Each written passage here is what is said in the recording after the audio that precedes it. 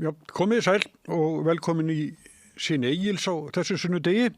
Í seinni hluta þáttarins ætlum við einblína svolítið á utanríkismálin og þennan ófrið sem að fylgir Donald Trump og þá kom hann til okkar Sóley Kaldal sem áhættu öryggisverkfræðingur, Krister Hafsson sem allir þekkja sem blaðamaður og ritstjóri Wikileaks og Dagbjört Hákonardóttir þingkona. En hérna á vettvang dagsins konir aðrir gestir. Það Þóra Arnljótsdóttir. Nei, Arnórs. Arnórs, já. Ég klúði alltaf eitthvað að þessu. Viðar... Hvað með þetta? Halldórsson. Hafna, já. Já.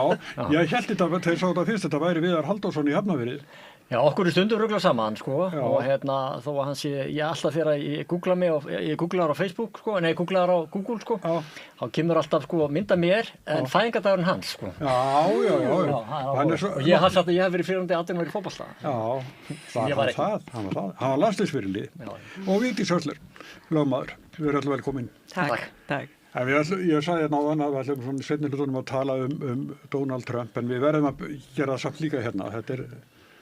Þetta hérna erfiður maður. Það það ekki? Slær þá þögn á hópinn. Já, það kannski ekki sterkt til orða tekið að segja þetta sé erfiður maður. Þetta sko, ég var að hugsa þetta á leiðinni hingað. Bara mér finnst frá því að sko tímamótin urðu þegar Rússar réðust inn í Úkraínu. Þá bara breyttist þá urðu bara vatnaskil. Það varð breyting og öll viðmið og allt það sem við höfum gengið út frá, Fukuyama og End of History og allt það breyttist. Og að hafa, sko, Kínverjarnir segja meiru lifa, sko, áhugaverða tíma af því að þeir eru yfirleitt verstir. Við erum að lifa áhugaverða tíma sannarlega og að fylgjast með því sem hefur gengið á núna undanfarið með morðinu á Gút, þarna saklausri konu, sko, í Bandaríkjunum. Og hvernig þeim raunveruleika bara snúið upp í eitthvað sem að bara, ég hefði bara ekki getað trúað því þetta gerist í Bandaríkjum Norður-Ameríku. Hefur verið kallað gaslýsinga hálfu bandaríska stjórnvalda. Já, og ég meina, ég sá Karen Kjartansdóttir var með hugtakið fyrir þetta, sko, nýstalinisma, þar sem að sko staðreyndin skipta engu máli. Þú bara segir hvað þér finnst þetta að vera og þannig verður það. Og sko, þú hleypir ekki í læknum að, það má enginn komast á vettvang, þetta náttúrulega, það bara alræðisríki sem hafa sér svona. Á sama tíma að þá ertu með aðgerðir eins og það að handtaka Maduro. Svo eru mótmælin í Íran og klerkastjórnin og öryggissveitirnar hafa hingað til ekki dregið af sér í viðbrögðum og bara skotið fólk á færi. Það eins og sé smá hika á þeim núna. Og það geti mögulega farið svo á einhverjum tímapunkti að klerkastjórnin ná ekki að halda völdum og hver mun þakka sér það nema Donald Trump. Þannig að það eiginlega bara ótrúlegt að sitja hér upp á Íslandi og fylgjast með þessu og að ekki sér tala nágrann okkar hérna bara 200 kilometra til vesturs og það sem að þau eru að glíma við. Þannig að ég hleyp ykkur af. Þið með taka Grænland núna, sko. Já, ég sem kannski félagsfræðingurinn horfi svona að reyna að sjóta í svona stóru og sögulegu samhengi. Trump kemur hérna upp, sko, ég var út í Bandaríkjunum bara í New York, bara þegar hann tilkynnti framboð, sko, og manni fannst það svo einhvern veginn absúrt á þeim tíma. Hlægilegt. Bara, hvað hann að gera? Þetta eitthvað publicity stunt eitthvað og þú veist eitthvað svona, það var sko fjarlægt manni.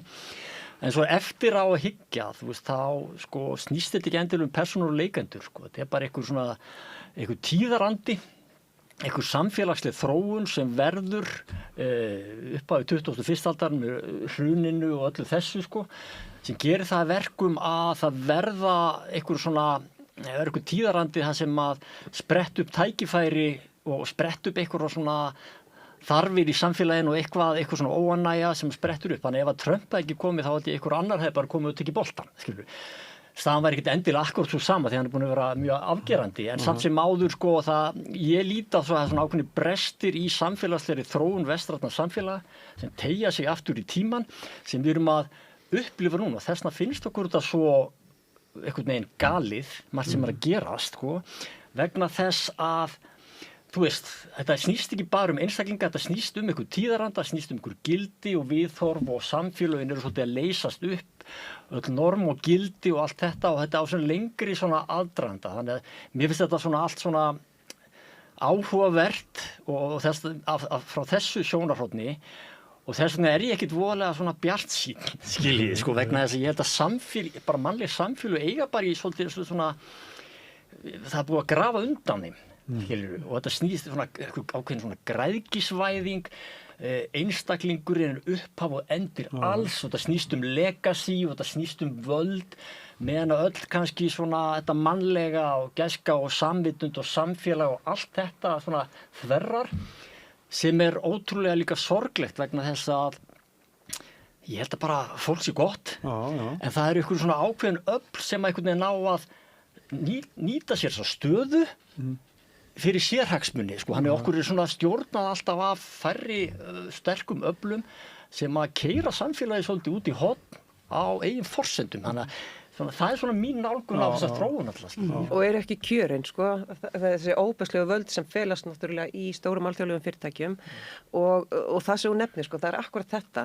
Það þýðir ekkert bara eitthvað að halda niður í sér andanum og talja niður dagana þangað til kjörtímabili Trumps lýkur og þá fari allt í sama horf og áður var. Það snýst nefnilega ekki það og það akkurat þetta sem þetta segja. Þetta miklu víðtækara en það. Þetta snúist einn mann, sko. Já, og ég held líka að það verið svo horfa til þess að þau ert að keyra áfram svona ofboðslega harða utanríkisstefnu að þá það náttúrulega bara fyrir venjulegt fólk sem stendur þar fyrir utan, ekki endilega Bandaríkjamenn eða ekki endilega ríkisborgarar Venesúela, eru sannarlega ekki grænlendingar, að fyrir aðra þá svo auðvelt að setja sig samt sem áður inn í það og horfa að þetta fullkomlega ábyrgðarlaus málflutningur.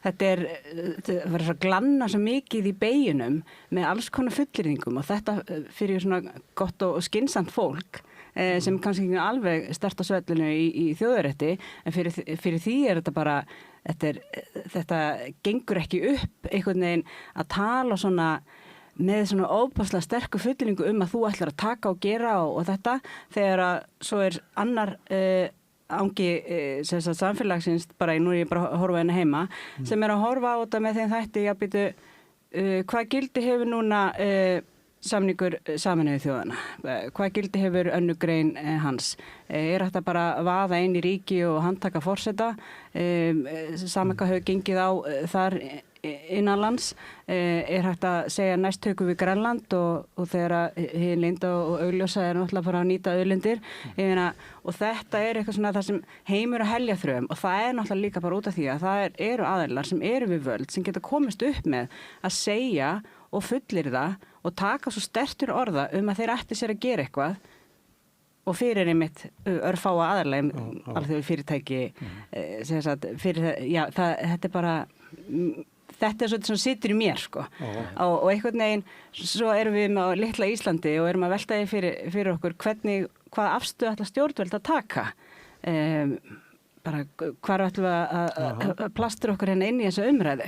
En sannarlega ekki hægt að tala með þessum hætti eins og bandarísk stjórnvöld hafa verið að gera og sannarlega ekki hægt að tala með þeim hætti að vera ykkur í meðvirkni með einhverjum innræðisherrum, sko. Þannig að þetta ég held að sé komið tími á það núna ef Íslands stjórnvöld ætti eitthvað tíman að segja eitthvað þessa afstöðu og svo sem sömuleiðis fyrir okkur Íslendingar líka sem eru núna fram á sjónarsviðinu að tala með tiltölulega ábyrgðarfullum og skynsumum hætti þessi mál en alls ekki ýta undir hverskins þöggun eða sína einhverja meðvirkni gagnvart stóru veldum. Þess að Baldur Þórhallsson sagði náttúrulega líka svo réttilega að við sem smáríki að við eigum allt undir að alþjóðalög séu virt. Þetta sé svona þess að súmur aðeins upp alla þessa stöðu, heimur og heljaþröm sem var Robert Reich hann var að segja sko, bara sjálf siðmenningin í húfi. Sko, siðmenningin byggist á þessu að við erum komið bara reglur og lög og allt það sem byggja á því að bara þjóðríkin hafa sinn ákvörðunar rétt og allt það og við erum að verja þá smærri fyrir þeim stærri. Og hann segir þegar þeir stærri geta bara hunsað allt og tekið hérna og pikkað allt upp, þá er bara siðmenningin okkur búin, sko. Og það, þú veist, það er rosalega eins og þessi lagalega hlið, sko, skiptir máli þar að þessum er heimur og heljar þröm, sko, bara endi siðmenningar og lýðræðis og allt þetta, sko. Men það sýnir sig líka bara í könnunum og rannsóknum á viðhorfi fólks.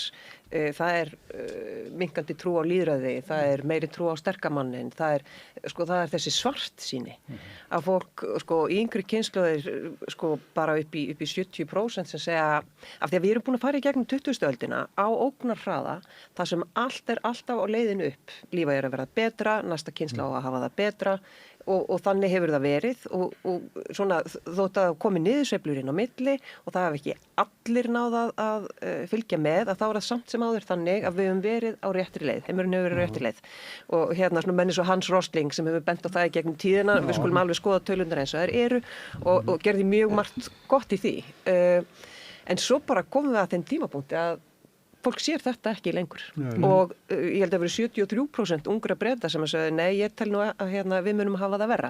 Við höfum minni tækifæri, lýðræðið er búið, við verðum bara að fara að sætta okkur við það að nú erum við á niðurleið, sko. Og það bara viðhorfið, af því að þetta snýst hugarfar sem að, ríkjandi hugarfar, það skiptir óbærslega miklu máli. Hvað við sættum okkur við. Og þannig fellur siðmenningin ef við sættum okkur við það, þú veist allir þeir sem sitja hljóðir hjá og segja jæja, þetta er víst bara að fara svona. Herru, ég meina þetta sem lækkaðu hljóðmennaðin aðeins. Svona. Já. Það er Smári, þú er búin að sitja þögull. Já, ég er svo sem ekkert, þetta bæta er nú margt hægt að segja, við erum náttúrulega að koma út úr kafla í sögu okkar heimsluta, þar sem að ójöfnuður jógst. Það er ekki tilfinning ungra Breta að þeir munu hafa það lakar heldur en foreldrakynslóðin, allavega svona hlutfallslega. Það er bara staðreynd. Það er innbyggt inn í kerfum okkar þannig að það er svona eldra fólk sem að hefur það betra. Það er bara út af eignum, það er yngra fólk á erfileikum með að eignast húsnæði og fleira, ekki bara hér heldur alls þar. Þannig það hefur verið áhersla, einu svona höfðu við eignaskatta og ýmislegt svona til þess að jafna stöðu milli kynslóða. En það var aflagt, það talið vera óréttlátt og það hefur þá aukið ójöfnuð á milli kynslóða og við höfum, það er ekki svo langt síðan að við vorum með lýðræðisvettvang þar sem að við töldum að væri að taka ákvarðanir það hvernig samfélag við ætlum að byggja upp en svo hugmynd var eiginlega aflögð fyrir 30-40 árum. Hugmyndin var svo að við ættum að sleppa lausum, ég held að þetta kallaði frumkvöðlar í dag eitthvað sem að myndu finna upp eitthvað sem að myndu færa okkur miklu betri veröld og samfélag heldur en að við getum sjálf komið okkur saman hvernig þetta að vera. Og þar með hefur almenningur það kannski, með stór hluti almennings, hefur það efnaðslega lakar, hafa minni völd, minni tilfinningu fyrir því að það hafi getið haft áhrif á samfélagið, hefur tilfinningur á því að samfélagið eru ekki við, sem að heldur eru það þeir eða eitthvað slíkt. Og svo er það kannski bara þannig að við vorum alveg upp í þeirri trú að við værum búin að taka réttar ákvarðanir með valddrift lýðræðiskerfi og það er hlýtt að vinna. En kannski var ástæðan bara svo að það færði okkur mikla efnaðslega getu, lyftu upp fólki sem áður var valdalust og bláfátækt og við þekkjum það bara í okkar, við getum farið í fjölskyldu svo okkar bara 2-3 ætlið aftur í tíman og séð hvað gerðist. Og eins og stundum er að þá er samþykki fólks við kerfinu háði að kerfið skaffi þeim betri afkomu. Þegar það síðan brestur, svona þegar það fyrir að líða á nýfrjálsíkutíman, það kemur ljós að það var allt saman meira og minna bara lygi, færðir bara aukinn hag til örfára, að þá kemur þessi brestir sem að Þóra var að benda á allt í einu hefur fólk ekki trú á kerfinu. Af því að kerfi verður að, ég meina, akkur ættum við að vera viðhalda einhverju lýðræðiskerfi og eitthvað fleira ef að við höfum alltaf bara verr og verr. Þannig er það, ég meina, þannig mun á endanum grafast undan kerfinu þannig er verið að grafa undan kerfinu í Íran og þannig við munum grafast undan kerfinu í Kína og allstaðar og við fórum illa með okkar kerfi sko og því miður þá finnst mér það skrítið þegar við heyrðum það svona svolítið tónn hérna, á hverju enginn að verja hið valdreiða lýðræðislega kerfi. Hvar andstaðan við niðurbrot lýðræðis í Bandaríkjunum? Maður bara sér það alla sko. Þetta eru mótmæli að benda á hitt og þetta en ég sé ekkert sem að stoppa þetta. Ég heyrði það miklu meira normalisering á þessu. Ég var að hugsa þegar þú varst að tala, ég var bara að lesa viðtal við Kristrúnu Frostadóttur þar sem hún bæði að normalisera Trump og þú veist að við eigum Bandaríkis við vinir okkar og útlendingastefnu Miðflokksins sem eiginlega innflytjenda hatur Trumps á Íslandi.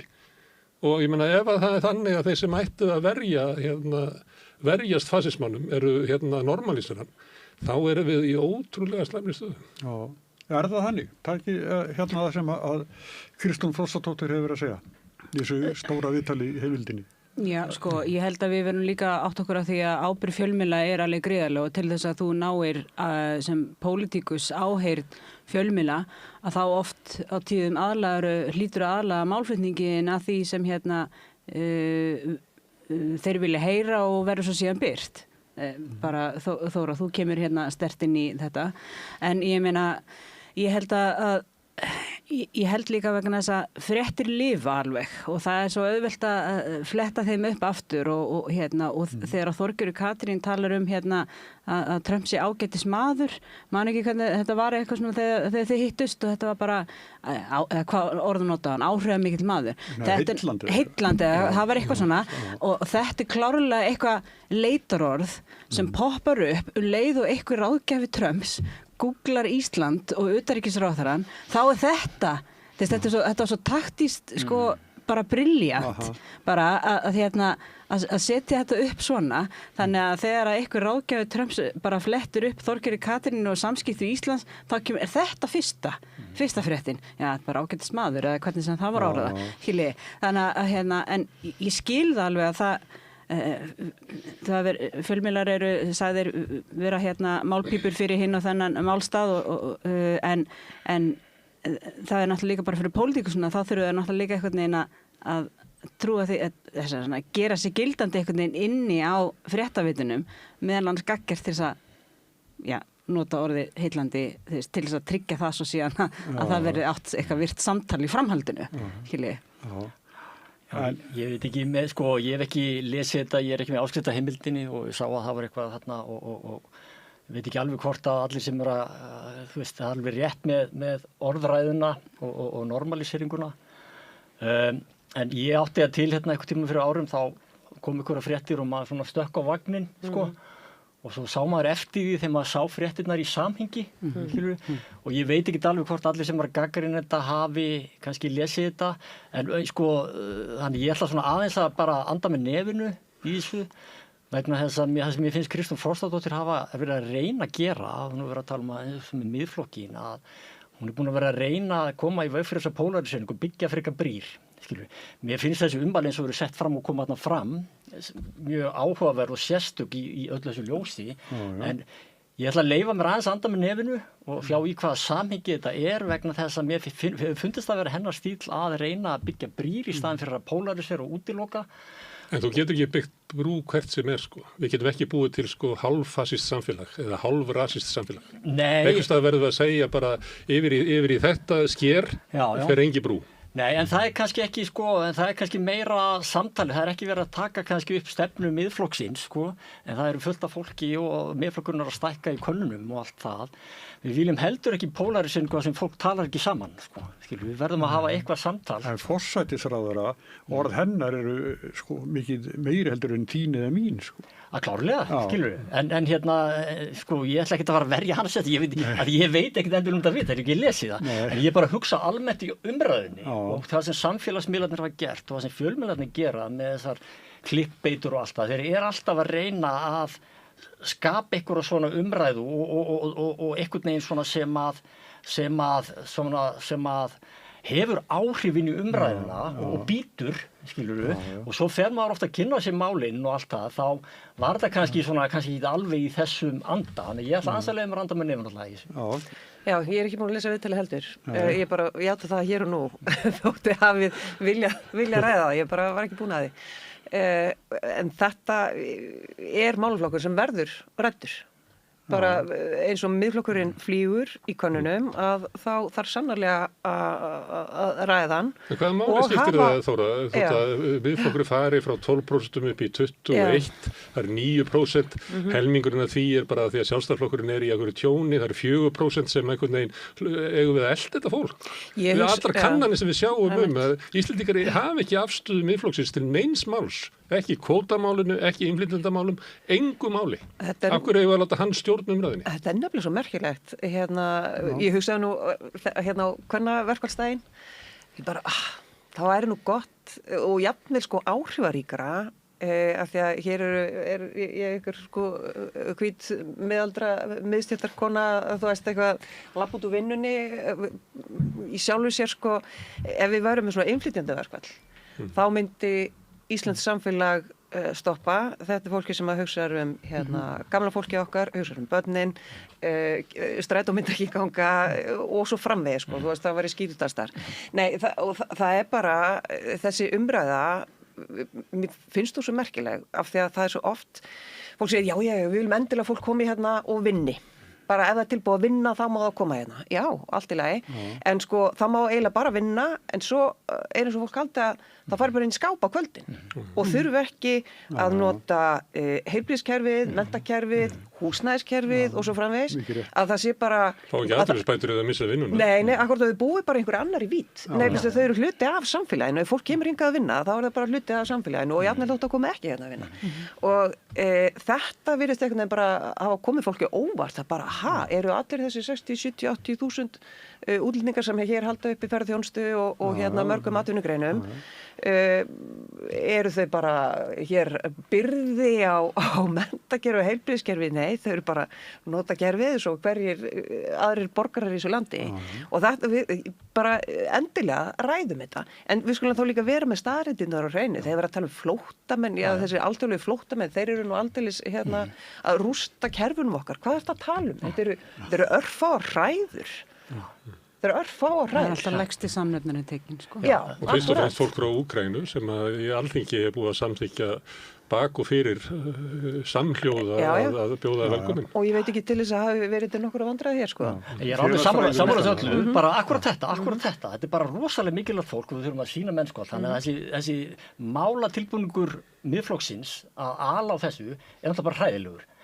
En punkturinn minn er þessi, ef við ætlum bara að útiloka annan hóp, alveg eins og var kannski gerist í Bandaríkjunum, þá bara þéttir hann raðirnar. Þetta er bara, nú leita þessi félagsfélagin Emil Durkheim, sko, þegar aðrir er sótt og er ekki áður hlusta, þá bara forherðistu í þessu.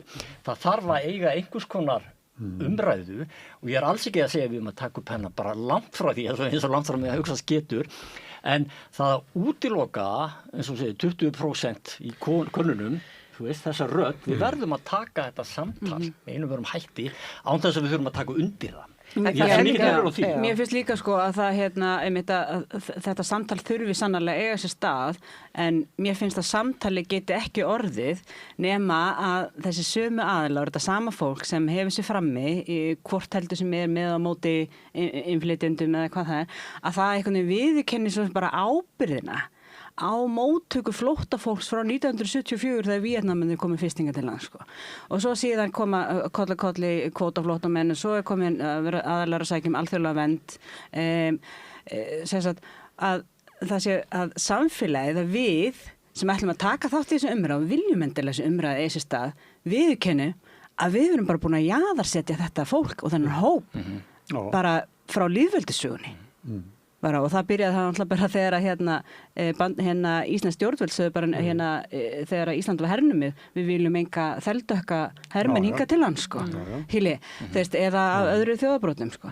Þannig að leið og við erum farin að viðurkenna það að við erum eiginlega bara, ég ætla ekki að segja F-orðið, en búin að klúðra móttöku og skólamálum og þetta, við erum búin að jaðarsetja hópa, við erum, þú veist, og þessu umfjöllunum breiðholtsbörn sem eru einhvern veginn, hendilega breiðholtsbörn, en þið vitið, unga, afkomendur annar þriðju kynslóðar innflytjenda, að þessi krakkar séu bara einhvern veginn út af vergangi, ég meina, leið og við erum búin að viðkenna það sem samfélag, að við erum búin að klúra þessum málum, þá held ég að við séum reiðbúin til að taka eðlilegt, skynsamlegt samtal þessi mál. Mikil breyting. Ég man bara til því á mínu æskuheimili, þá var talað svo vel Víetnamana. Þeir voru svo duglegir, þeir komið sér áfram. Svipað og gert núna. Já, en nei, svo umræðan orðin bara allt önnur. Já, svo gerur ráð fyrir því að þeir myndi þess að Þóra segir bara fara bara inn í skápina kvöldi og og svo þurfum við ekki að hugsa þetta fólk meir. Þetta fólk greiðir útsvar og fara ekki að kjósa í sveitarstjórnarkosningum. Þú mátt vera með að þú ert góður innflytjandi og duglur í vinnunni, þú mátt ekki vera sem manneskja. En því að þú sagðir eitt, að þið voruð að tala um þetta. Ég held að segja ekki að tala um þetta, ég held að þú hafur orðað þannig og líklega ekki verið að meina það. Þeir sem eru með og á móti innflytjandum. Þetta bara ekki þannig mál. Þetta ekki eins og með og á móti ESB. Þetta ekki eins og, nú ætlum við að ræða kvenréttindi. Tökum þá sem eru með konum og þeir sem eru á móti konum. Við viljum ekki fá þetta fólk sem eru á móti konum að borðinu. Það kemur ekkert hvaða viti að þeir að koma í umræðum kvenréttindi. Þú veist, ég meina að vera með miðflokkin alltaf við borði sem eru á móti innflytjendum. Þetta eins og þegar við vorum að byrja að hleypa samkynniðurum inn í samfélagi, þá var það á RÚV. Þá mættu formaður og ritari samtakana 78 og þeir þurftu að tala við Gunnar í krossinum. Snorri Betel og svona. Já, Snorri Betel. Og saman með loftslagsmálum. Já, við erum bara að horfast í augu við það. Við erum að horfast í augu við það. Miðflokkurinn er þar og hann er að ala upp á ótta og hatri og við getum ekki byggt gott samfélag upp á ótta og hatri. Við verðum að finna vettvang þar sem við byggjum upp á góðum tilfinningum. En það þýðir samt ekki, við erum að loka augunum fyrir áskorunum vegna þess að sannlega fylgja þeir miklar áskoranir að okkur við fjölgaðum bara 20% á áratug eða hvað það er okkur við fjölgað alveg óbáslega og megnið af þeim og megnið af þeim er fólk sem er erlendu bergi og þá verðum við líka bara að takast á við það og vera tilbúin að aðstofa og hætta þessu ruglum það að fólk get ekki lært íslensku eða íslenska er svo erfið, hvað bull þetta er bara tungumál eins og hvert annað mál og aðstofa fólk til þess af því að auðvitað vill fólk læra málið af því að það er náttúrulega lykillinn að því að komast aðeins lengra inn í samfélagið og vinna sig upp og svo framvegis. Við erum að takast á þessar áskoranir, við getum ekki lokað augunum fyrir því að það fylgir því engin vinna fyrir kennara að vera með bekk þess að með 28 nemendur og þeir eru bara mismandi þjóðurnum og mismandi bakgrunn og svo eru greiningar og á einn kennar að sjá þetta. Þetta eru bara breyttir tímar og svo er verið að kvart yfir því að kennarar fari í kulnun og veikindaleyfi og svo framvegis. Það voru við bara að leggja það í það sem þarf vegna þess að það er uppskerum við af því að annars eins og þú segir þá erum við að tala um útiloka fólk svo kemur næsta kynslu og svo eru Norðurlandaþjóðurnar búin að segja við okkur læriði af okkur ekki gera sömu mistök og svo bara gerum við bara nákvæmlega það. Þetta er alltaf notað, þetta er miðflokkur sem notað þetta sem að mistökin eiga að vera það að vera ekki að keyra á rasisma. Það eru mistöki sem að Norðurlanda því þau voru ofvók, þess vegna rentu í svo handram. Það sem að við að spyrja til dæmis stjórnvöld að nú böðu þið 5.500 Úkrænumönnum byggðu þið eitt herbyrgi eða? Nei, byggðu ekkert herbyrgi. Þannig að vandinn sem hefur verið búin til er fyrst og fremst vandi stjórnmálanna. Við hefum ekki verið að vinna í innviðunum, við hefum frekar verið að veikja þá gegnum tíðina, eins og bara oft í skólakerfinu og í háskólanum og allt þetta, maður finnur það og heilbrigðiskerfið og allt þetta, þannig að þetta tengist alltaf því, þetta er vandi stjórnvalda, frekar en einhver annar. Já, og líka bara hvernig samfélagi tekur á móti að það er bara, þetta er svo vandræðalegt að lesa athugasemdir, fólk er bara kvarti því að einhver kunni ekki íslensku þegar að þetta sama fólk bara afhjúpar sína bara einskæru leti við það að tala og einbeitir sér að því að tala íslensku við þetta fólk sem vinnur í þessum þjónustustörfum. Og pirrar sig einhvern veginn á því og þetta er svo mikið lægsti samnefnarinn í mannlegum samskiptum að pirra sig mitt á einhverju svona í staðin fyrir að reyna að nýta þá þína krafta til þess að jafnvel kenna, jafnvel þó ekki sé nema örstuttastund. Svo höfum líka bara svo lengi verið lítið einslegt samfélag, það sem við þekkjumst öll og bara það segir eins og þú ert aðflutt út með börn í fótbolta eða einhverjum íþróttum. Allir fóreldrarnir voru saman í grunnskóla og voru saman í kór eða eru skildir eða hvað það er og eru með þetta þétta lokaða samfélag. jú, tungumálið eitt, en annað líka bara svona þessi menning sem við eigum og saga og menningararfleið. Og að taka fólk inn í þetta, það hefur reynst alveg ofbáslega erfitt fyrir þá sem koma utan að sko, jú, það kannski einhver svona áætlun og einhver svona verkefni stjórn og það að hjálpa fólki formlega við einhverja aðlögun, það eitt. Hitt bara kúltúrinn, sko, þar sem okkar eigið hugarfar. Taktu vel á móti fólki, leyfðu fólki, þú veist, bjóddu þeim heim, passaðu upp á þau séu með. Við höfum svona sögu gestir í þessu, við höfum líka sögu hatur, ég held að Ólsar og Sandarar slóust á böllum og ég held að ekki Grindvíkingar og Keflvíkingar slóust og þannig við höfum einhvern náðum við að komast yfir það, kannski ættum við að fletta upp í því hvernig þú tókst það. En við talaði við viðkomandi á hliðarlínunni þar sem þú horfir á barnið spila fótbolta, börnin ykkar spila fótbolta og ég var reynd að tala bara smá hliðanóta hérna að það er bara ein hérna pólskona sem ég hitti núna daginn og hún var búin að búa henni í 6 ár og henni búið í fyrsta skipti í Íslensk brúðkaup og hún var svo heimilifandi bara að því að þarna og ég sagði, já, bara verður ekki skemmtilegt og hvernig líðið með þetta? Hún sagði, núna finnst mér að vera hluta í íslensku samfélagi. Þetta svolítið búin að vera minn málflutningur með samfélagi, sko, þessi daglegu samskipti hafa verið svona kvarnast upp úr, sko, með netmiðlunum og öllu þessu, við hittum sjaldnar og þessir félagslegu töfrar sem við erum að tala verða minn og minni og sko við erum ekkert endilega að rækta samfélagið okkar, skilur við gerum það ekki á netmiðlunum, sko við erum að rækta það með að taka þátt í nærumhverfi okkar að bjóða tala á hliðlínu og bjóða ykkur í afmæli og allt það, tala við fólki, skilur við og þegar við tölum við fólk og horfum í augun á því og hittum það verður það mannlegt og þetta yndislegt fólk og maður átta sig alltaf á því þegar maður talar við fólk og hittir fólk en það er svo auðvelt að einhvern veginn svona setja það í einhver box í gegnum einhverja netmiðl og einhverja umræðu og eitthvað það og mér hefur fundist kannski svona vera skortur á þessu mannlegu samtökum. Ég verið að tala alltaf við þessu og við erum að fara út í búð og við erum að fara á kassana, við erum að tala við kassastarfsmanninn, skilur allt þetta. Og ég á mikla vini í búðinni, vinkona mín hérna í Króatíu og hérna Spánverjinn sem selur mig kjúklinginn og ég spjalla alltaf við þetta fólk. Þú veist, og þá bara heyrir maður þeirra sögu, skilur, og það myndast svona tengsl og heyrir, sko, og við þurfum að reach out, sko, skilur, við þurfum að tala við fólk, við þurfum að stíga skrifið, við þurfum að rækta samfélag okkar.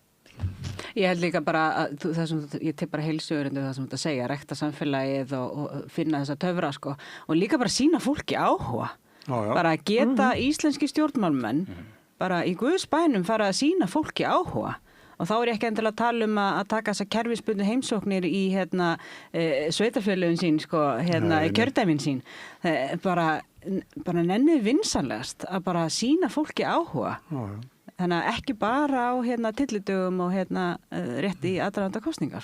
Ekki bara stjórnmálamenn, þetta við alls. Já. Það hafa eirun opin og vera tilbúna því að það eru svo margir sem koma með magnaðar sögur. En upplifa það svo að það hefur engin áhuga á því. Já. Og það er akkurat það sem þetta segja. Ég bara tek alveg undir það. Það er svona tekt svona bara til að vera, það vilja allir svona tilheyra og tilheyra byggist á því að sjá aðra og sjást, skilur við, og við sjáumst á netmiðlunum og allt það, en sko þú veist við svona þannig, en sko það er enginn sem að sér okkur samt sem áður, sko, skilur við, það er svona, það vantar þetta gagnkvæma samtal, þetta gagnkvæma mannlegu tengsl, sem að búa til samfélag, við erum að vinna þetta saman og við gerum þetta saman, skiljið, og þetta er svona bara þetta starra trend sem voru lýsað í byrjun, af hverju Trump kemur að upp, það sko samfélagið hefur sem fyrirbæri mist pínu mátt sinn, sko, út frá vaxandi einstaklingshyggju, einstaklingun sjálfur sér nægur, græðgisvæðing og allt þetta, og þá förum við að gefa minna til samfélagsins en ósk eftir meira frá því, skilur við, og kvarta svo yfir því að hluti þess ekki lægi, en samfélagi er bara það sem við gerum það. Og ef við rektum það ekki, þá verður það ekki nógu gott. Þannig að svona, mér finnst þetta að vera stóra vandamálið. Þessi samfélagslega vitund, það skortir á hana í þessum heimi sem að þróast í þessar átti sem að þróast. Við myndum ætla það að því að vaxandi fasismi og Trump og svona andmannúð gengur yfir ljósum lóðum með Evrópu. Maður myndi ætla að mótsvarið við því eitthvað svona í þessu áttina. Við myndum rísa hér húmanismi upp. En mér finnst að ég býð ennþá sko. Ég sér ekki alveg merki þess sko. Mér finnst hérna flokkarnir sem eru að glíma við þessi viðhorf upplifa sig í hinu liðinu eru meir og minna normalíseraðu og mér finnst eins og í Bretlandi þar núna þessi umbótaflokkur Farage með svona 28% fylgi. Hann algjörlega drottnar yfir pólitískar umræður. Það eru græningarnir aðeins að ná tóninum, en ég stjórnvöld bara beygja sig undir þá eitthvað. En almennt sé held ég sko að bara fólk almennt sé hefur það bara of gott til að vera svona þurfa að takast á við það. Skilur, við erum að hugsa bara komast í utanlandsferðirnar okkar og við erum á netmiðlunum okkar og það er að stela athygli okkar, skilur við. Það var eitthvað sem barðist fyrir því frelsi sem þú hefur til þess að lifa eins og við gerum núna. Já. Og þú munt þurfa að berjast fyrir því. Já. Þannig að því bara fyrr sem þú vagnar, því líklega það að þú munur geta gert það, annars hægt við að þú lokist inni, þú og börnin þín og barnabörnin þín, inn í einhverju kerfi sem þið komist ekki út úr. Já, við erum sofandi að feigðarósi, Neil Postman, fjölmiðlagagnrýni, hann sagði, skrifa bóks, amusing ourselves to death. Þú veist, við höfum það svo gott og eitthvað, við erum ekkert að pæla, við erum bara sofandi að feigðarósi og stýrt af einhverjum öflum í kringum okkur, sko. Og meðan allt einhvern veginn bara svona að flosna upp í kringum okkur. Svona fram að hruni lifðu við svona í svikalogni. Sko, ég held allt væri svo fínt, nema Ögmundur. Hann sagði við mig viðtalið hann vildi bara fá bankana alla úr landi. Hann óttaðist á og fekk mikið pú fyrir þetta. En sko, í dag svolítið merkilegur dagur. Þetta síðusti jólafrísdagur Alþingis. Það þingið sett á morgun. Já. Og það ekki óvinni snemma bara? Það ekki bara óvinni snemma? Jú, kannski. Það mikið að gera, eða ekki? Og ríkisráðsfundur í dag, klukkan 3. Já. Og Ragnar Þór verður Kryndur. Félags- og húsnæðismálaráðherra. 3. menntamálaráðherra Flokks fólksins á ári. Inga Sæland. Já. Þetta svona búin að vera umrótt hjá Flokki fólksins. Hinir flokkarnir hafa verið stabílir í þessu. Ég held bara sko, þú veist, það er bara eitthvað sem þarf að bregðast við sem kemur upp og mér finnst ekkert óeðlilegt við það. Mér finnst samt svona flokkur fólksins sko oft vera hann ekki alveg hann svona þarf að hafa meira fyrir hlutunum en aðri flokkar. Mér finnst það svona að byrja sko þessir hefðbundnu stjórnmálaflokkar. Þeir eru á ákveðnum stað. Flokkur fólksins sko kemur svolítið annar átt og hefur ekki þetta menningar og auðmagn í anda Bourdieu sko, talar ekki alveg sko, þú veist, rétta orðaforðan og ekki með Oxford-menntunina og hvað þetta er eins og forsætisráðherra Bretlands sko. Það þurfa svolítið aðeins að sanna sig sko, sem gera það verkum að það er svona, mér finnst vera pínu svona yfirlæti gagvart flokki fólksins. En er ekki alveg eðlilegt að gera þær kröfur, að gera kröfur til stjórnmálamanna? Að sjálfsögðu, en ég held sko að það er ekki eðlilegt að segja við suma hvað er þú að vilja upp á dekk. Nei. Akkur er þú ekki bara niðri undir þiljum að móka kól. Já, ég held að sé líka ágætt svona flokkur fólksins, ég held að sé mjög mikilvægt að hann sé á þingi. Skilur, hann er að tala fyrir þetta fólk sem við vorum að tala hérna áðan, fyrir þá sem minnst mega sín og það sé mikilvægt að sé flokkur sem er að berjast fyrir þá sem minnst mega sín. Hann kemur úr annari átt og það er nú kannski svona pínu hroki sem felst í því er svona að svona sko flokkur fólks er að bregðast við vandamáli sem upp er komið. Það er bara fullt af fólki sem er hérna í lægstu stettum, það er bara fátækt og fólk sem er í þessu neðsta lagi samfélagsins sem er mjög erfitt að komast upp úr, skilur við. Og hljómsveitin Pulp, með lag sem heit Common People, þekki ég það, að það var svona hástéttar stelpu sem var með söngvaranum sem var svona lágstéttar og hann fannst það spennandi að vera í þessum heimi. En í laginu segir sko, þú veist bara þegar þau eru saman í herbygginu og það kemur einhver kakkalakki sko í húsnæðinu, þá getur hún alltaf hringt í pappa sinn sem bjargar henni sko. Þannig að það voru erfitt að setja sig inn í spor þeirra sem að glíma virkilega við fátækt og virkilega við þessar hindranir allar. Og þess vegna held ég sé mjög mikilvægt að sé talsmenn þessa hóp sé inn á Alþingi og tala þær röddu vegna þess að það er mjög auðvelt fyrir okkur sem að, og kannski ekki, við erum ekki þar, að segja eitthvað án þess að átt okkur á stöðu þessa fólks. Þannig ég held að sko, varandi Flokk fólksins, hann fekk lýðræðislega kosningu. 14%. Mjög góða kosningu, er ekki fyrsti þingmaður í Suðurlandi eða eitthvað, sko, ekkert okkaði með eitthvað lýðræðislegt umboð til að skilja því, sko.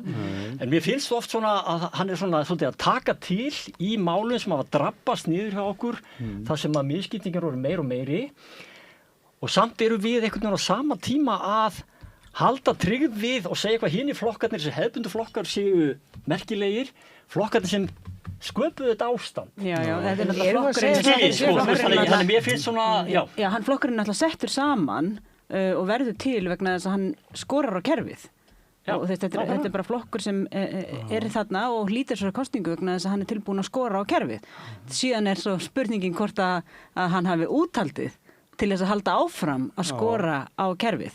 Kristrún svona er að hvetja svolítið, hún talar hvað sé nauðsynlegt að þessi flokkur sé í ríkisstjórn.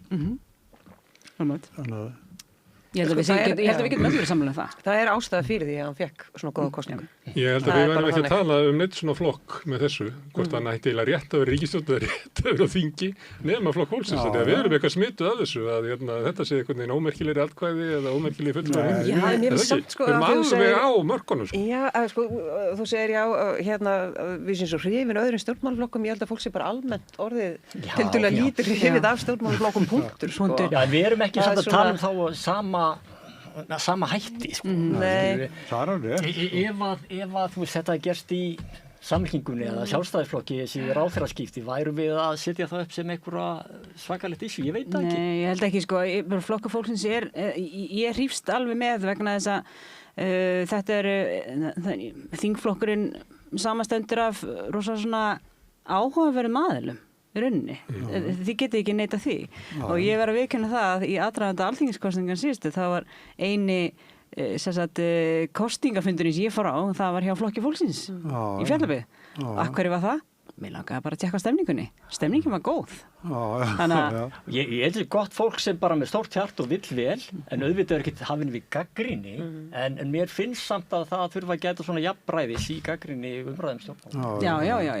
Varðandi í daginn í dag, þá fannst mér fréttin vera sko að Ragnar Þór sé að fara í húsnæðismálið, sem að það var hans aðal áhugamál þegar hann var formaður VR, hann er sprottin upp úr hagsmunasamtökum heimilana og sem að fjölluðu brotið húsnæðiskerfi. Þannig að það er ekki oft sem að ráðherra kemur svona einhvern veginn inn með svona sín mál, sko. Allt í ferðu tækifæri þess að gera þetta. Og þess afstöðu líka eins og mann hefur. Og þekkingu. Já, það voru mjög áhugavert bara að sjá hvernig við erum unni úr því. Ég held að það var mikið til hans að nú verða hann að gera eitthvað. Ég held að, það verður pressa. En við tölum bara Flokk fólksins, það eru fleiri flokkar sem að er efni í umræður. Sjálfstæðisflokkurinn á endaleysu hruni og þetta er gamli valdaflokkurinn sem er þriðji stærsti flokkur, eða ekki? Jú, nefnir Reykjavík, það virðist káka ágætlega þar, það er svona sveitarstjórnmálin, en ég held að maður myndi aldrei lifa þessa tíma, að það yrði svona mikil umskipti, þótt að hafi ýmislegt gerst eftir hrun og það komið fram nýjar hreyfingar og borgarhreyfingin og flokkarnir skiptist upp og svo framvegis og það kom Björt Framtíð og allskins hlutur í gangi, að þá held ég samt að maður myndi nú kannski ekki upplifa það að Sjálfstæðisflokkurinn færi niður fyrir 20% í fylgi og það er krísa og nú var ég að hlusta á Guðlaug Þór og Dag B. Eggertsson á Sprengisandi áðan og það er þessi ofur áhersla á það að ríkisstjórnin sé ekki að hugsa hagsmuni Íslands, heldur hennar eina markmið sé að þröngva Íslandi í ESB gegn hagsmunum landsins, eins og sé á einhverju mála einhvers, ég veit ekki, Soros eða hvað það er, sko. Og mér finnst þetta svo skrítinn málflutningur og ég einhvern veginn leiði mér efast að þetta verði, sko, jú, það er náttúrulega harður kjarni sem er á móti ESB. Ég bara sé ekki þetta stóra vandamál. Það verður með þjóðaratkvæðagreiðslu og svo bara greiðu atkvæði og hérna það verður einhver náttúrulega kynningar herferð og kostningaherferð fyrir Það er svolítið rifist í aðdraganda. Það verður svolítið rífist í aðdraganda, það má líka bara rífast í aðdraganda kostninga, ég meina, er það ekki eðlilegt? Það er búið að leggja fram þingsályktunartillögu aðild að Evrópusambandinu og undirbúnings þeirra viðræðna frá 137. löggjafarþingi Alþingis, það er 2009 og það er alveg margir sem hafa viljað koma að því og hvort sem það eru Sigmundur Davíð eða Össur Skarphéðinsson eða hverjar, ég meina þetta er endalaus umræða. Og þess vegna held ég að vera bara svo gott að geta farið í gegnum þetta og svo kemur bara nei eða já og þá getur við sett þetta til hliðar. En ég sé ekki, á maður að keyra einhvern veginn bara alla sína andstöðu og gagnrýni á ríkisstjórnina bara á þessu, Ég held að menn komast ekki langt á því. Það saka anstæðingi með landráð hefur alltaf verið vinsælt í pólitík. Já, en virkar það? Já, það virkaði gegn sósíalistum og kommunistum og þeir voru með landráð alla 20. öldina. Nú 21. öldin. Trump notar þetta mjög mikið. Þetta er bara landráðamenn. Í svona alþjóða samningum þá er Sjálfstæðisflokkurinn alltaf verið í fórustu. Það með deila þarna með ES en það var Davíð og Jón Baldvin. Davíð komið Sjálfstæðisflokkin í það. Þannig að það er EFTA og það er Sameinuðu og það er allt. En svo áverð líka kannski einn punktur bara með að nú vera að stofna einhverja svona vinstri var að stofna vinstri heimsýn. Já, að það virðist vera svona jaðrarnir hægrið og vinstri virðist vera á móti svona en svo er spurning með massan af fólki sem er á miðjunni. Þetta kannski er svona áhugavert sem fyrir. Er hún komið fram?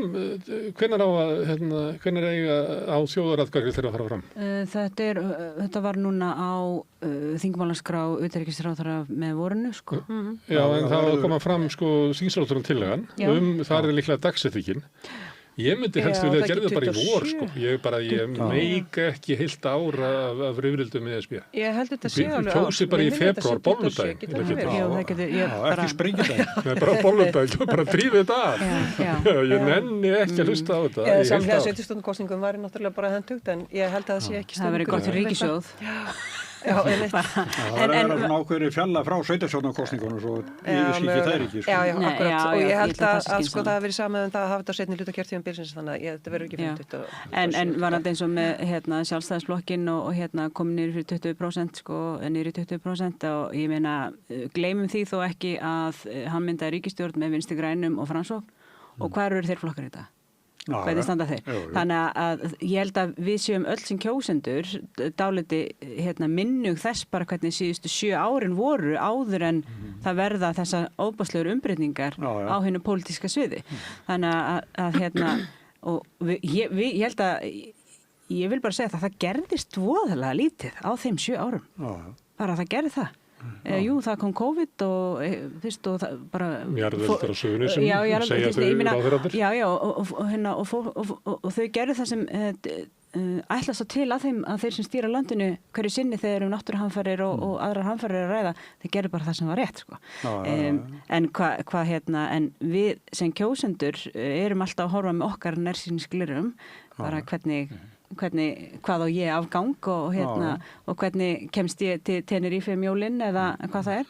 Þannig að ég meina Vinstri grænir eru ekki lengur á þingi. Framsóknarflokkurinn er við það að þurrkast út.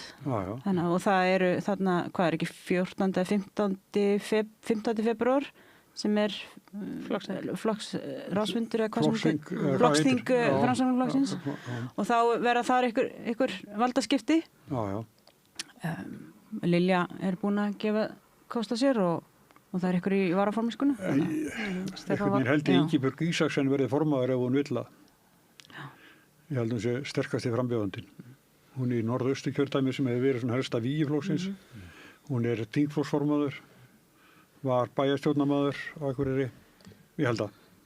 Þú veist, hún er góður kostur fyrir flokk sem hefur minnkað og það sem eftir er að flokknum velja sér forystu.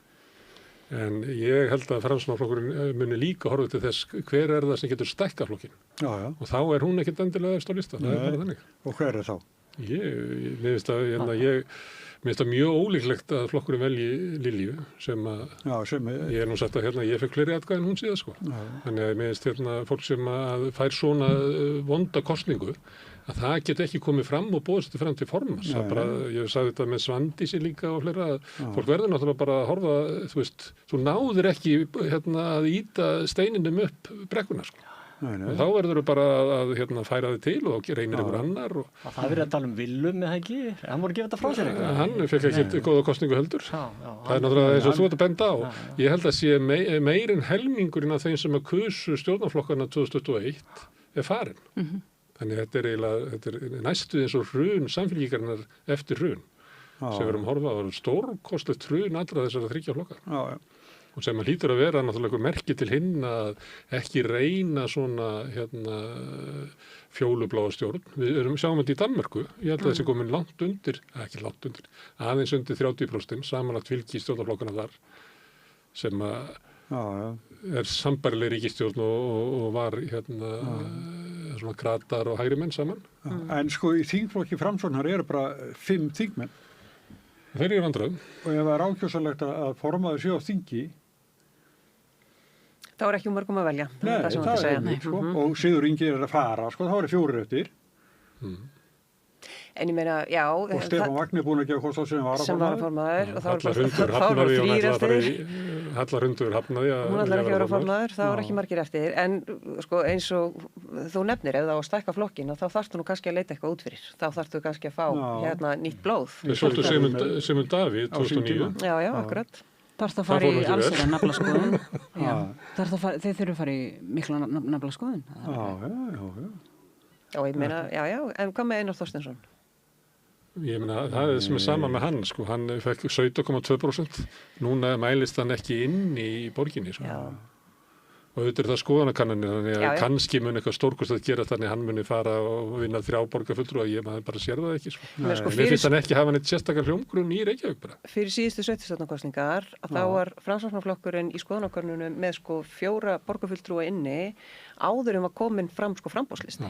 Það var bara þannig var tíðarandi og þessi sveiflur verða svona. Það var svona sterkt. Já, og þannig að það er ekki hægt að það verður til einhver svona sveifla og svo bara nærðu að standa á brimbröttinu eða ekki. Stjórnmál er ekki sömu trúarbrögðin kannski þetta voru. Það er ekki sama tryggðin við flokkana sem var kannski ekkit góð sko. Nei. Og það var það sem íslenska kosningarannsóknin afhjúpaði, bara að fólk ég meina tilvera þeirra byggist ekki á hvaða flokk það tilheyrir lengur sem var. Þannig að þú veist starf bliki og heldur með breiðbliki gegnum súrt og sætt. Þetta er allt sem að breyst. Það er eitt í íþróttunum sko. Það má skiptum lið niður á við. Þú mátt skiptum lið, fara og halda með liði sem er lagara og svona með minni status, þú mátt ekki skipta lið upp á við, það er bannað sko. En kosningarnar sýna það líka að fólk kýs eftir svona lífsafstöðu sinni. Það er ekki þannig að sá sem að kaus VG sé allir að fara að kjósa miðflokkin og þess að sjáum við þetta í könnunum að meira minna er svona hægri blokkin að rífa hvora af annarri og núna er ákverju er samfylkingin svona með 30% fylgi. Það er vegna þess að VG og allt vinstramegin við samfylkinguna er bara í rúst. Og þetta er alþjóðabandalags fylgið er þarna inni. En það er ekki þar með sagt að það sé endilega viðurkenning á stefnubreitingu Kristrúnar. Og ég var að líka við þegar fólk er að lesa út úr skoðanakönnunum að fólk sé að taka undir miðflokkin. Á hverju er miðflokkur svona hár? Hvernig er hinn flokkarnir í stjórnarandstöðu? Er Framsókn í stuði? Er Sjálfstæðisflokkurinn í stuði? Auðvitað er miðflokkurinn hár. Þannig að þetta er eins og með Píratana sem voru upp í 34% í 1,5 ár og þá bara lagðist upp að bryggju þeirra fylgi sem var óvanlegt með hitt. Það var stjórnarandstaðan, þá var samfylkingin í sárum, VG í sárum, það var reyndar Björt Framtíð sem var nú alltaf svona svolítið skrítinflokkur, svona náði ekki almennilega takti. Þess vegna hékk þetta fylgi við Píratana. Þegar það var búið til kosninga, þá bara endaði 14%, 20% á tiltölulega stuttu tíma. Og á hverju var búið til kosninga? Það var þetta Panamaskjölunum. Hefði Pírata vilja bjóða upp á annað svona startskott, heldur það? Nei, þeir fengu besta startkossið í 34%, endur í 14%. það var vegna þess að þetta fylgi var ekki vegna þess að viðurkenna stefnu Pírata einn hátt. Þess vegna var ég við þegar fólk að halda að það sé allir honum sammála Snorra Másinni sem allt í náttúrulega að halda fram einhverjum skoðunum sem hafa aldrei verið til á Íslandi, einhverja hvítra yfirburða ekki frá Bandaríkjunum. Það bara getur ekki verið. Ég er búin að vera til hérna í 65 ári í dag og hérna... Áttu ammali? Já. Til hamingju. En hérna, og ég bara kannast ekki við þá þjóð, sko, sem allt í náttúrulega bara stökka upp í mannhatursrútuna og eru bara í hálfgerðu Kúkus Klan stemmingu, sko, ég bara kannast ekki við það. Nei, en við skulum samt ekki veljum það vanmeta. skásta af þeim kostum sem eru næst okkur einhvern veginn, sko. Eins og segir, maður fer af þú veist, því sem maður ekki svanalega, maður er ósáttur og fer maður á sem er svona, en maður er aldrei sammála öllu sem að þessi stjórnmálaflokkar standa fyrir og Svo þegar hann líður kosningu þá hugsar öðruvísi. Þú hugsar öðruvísi þú ert að segja þetta í skoðanakönnunum, en þegar alvaran kemur, og við höfum séð að miðflokkurinn tapar fylgi þegar það fer að líða kosningum, en þegar alvaran kemur þá er kannski ekki, það er ekki að fara að veðja á Sigmund Davíð, sko. En veistu, Gunnar, ég held þú þurfi samt, sko, þú segir ég kannast ekki við þetta er ekki rétt, það er ekki til svona mannhattur, við hefum ekki að vanmeta það. Því að, sko, þú segir, þú ert 65, ég er 50, sko, við erum ekki í sömu tengslum við yngstu kynslóð kjósenda og við mögulega verið áður. Við höfum börn. Já, við höfum börn og hérna, það er ýmislegt, það er ástæða fyrir því að Snorri Másson er svona vinsæll og það eru margir ungir menn sem horfa til hans sem fyrirmyndar sem aður sem að þóra að segja hluti hérna, sem að þurfi að ræða og svo framvegis. Ég held að við hefum ekki að vanmeta bara alls ekki vegna þess að þá við getum fengið sko bara beint í andlitið aftur.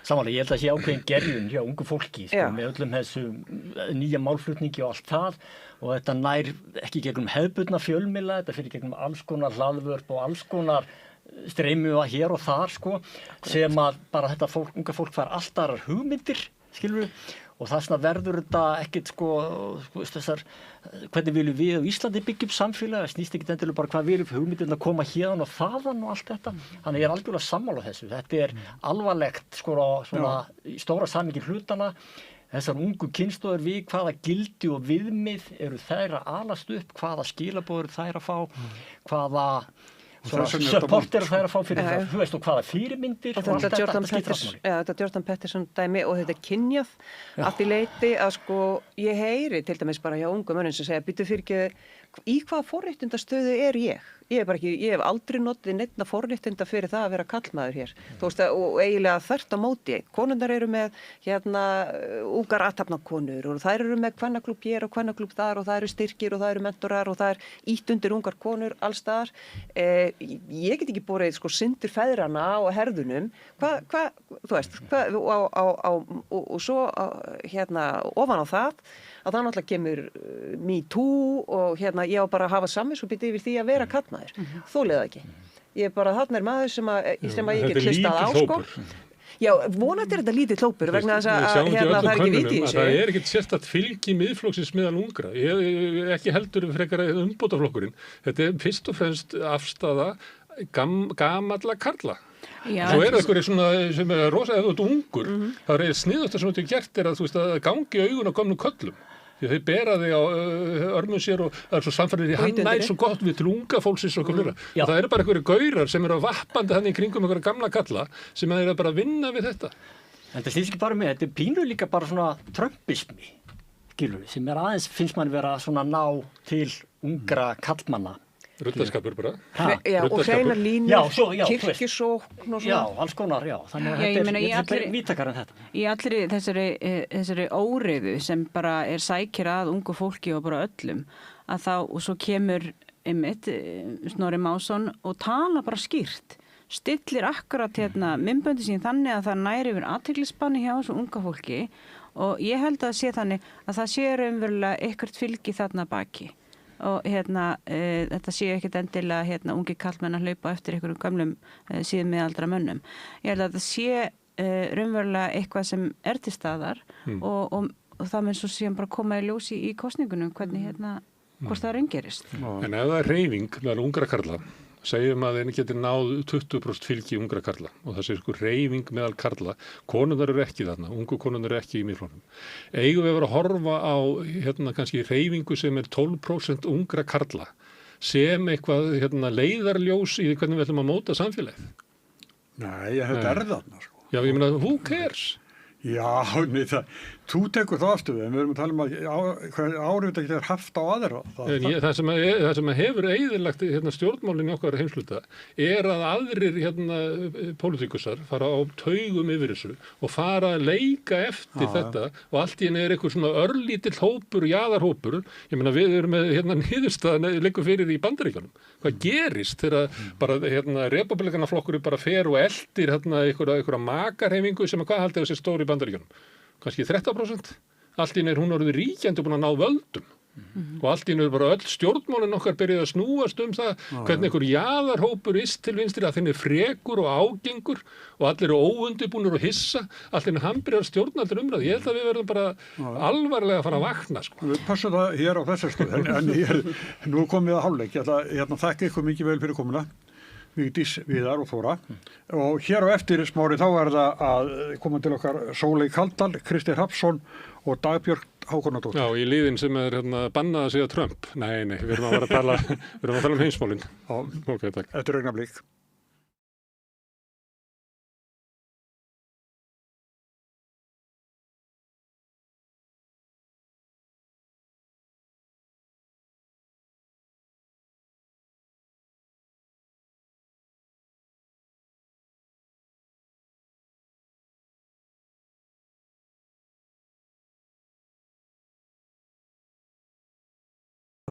Alþýðufélagið er eigandi samstöðvarinnar. Markmið félagsins er að auðga og bæta umræðu í samfélaginu. Allir geta gengið í Alþýðufélagið með því að skrá sig fyrir áskrift að samstöðinni. Samstöðin.is. Gleði er svo mikil dauðans alvar. Ef að það er ekki gleði, það vantar svo mikið kraft. Ég heiti Edda Björgvinsdóttir og ég trú á gleði. Kennarar eru þrefalt líklegri en ófaglærðir til að halda áfram í kennslu. Börnin okkar eiga skilið fagmennsku og stöðuleika. Fjárfestum í kennurum. Kennarasamband Íslands. Samstaða skilar árangri. BSRB, afl í þágu almennings. Öflug verkalýðshreyfing er lykillinn að öflugu samfélagi. Alþýðusamband Íslands samstillt barátta í þágu launafólks í meira en heila öld. Samlokubrauð, maltbrauð, tékkneskt-brauð, súrdeigsbrauð, brauð ársins, Bernhöfts bakari, íslenskt handverk síðan 1834. Byltingunni hefur verið frestað vegna skorts á ríkisfjármagni. Gluggagalleríið Stétt, Bolholti 6. Opið allan sólarhringinn alla daga ársins. Ódýr og öflugur miðill, 40.000 manns sjá eða heyra þætti samstöðvarinnar í hverri viku. Ef þú vilt auglýsa, sendu póst á samstöðin.is. Við lifum á tímum þegar þörfin fyrir opna og gagnrýna umræðu er brýnni en nokkru sinni fyrr. Ég heiti Ólína Kjerúl Þorvarðardóttir og ég styð og vel samstöðina, sjálfstæðan og óháðan fjölmiðil. Hjálpið okkur að byggja upp dreifikerfi samstöðvarinnar með því að læka síður samstöðvarinnar á YouTube og Facebook.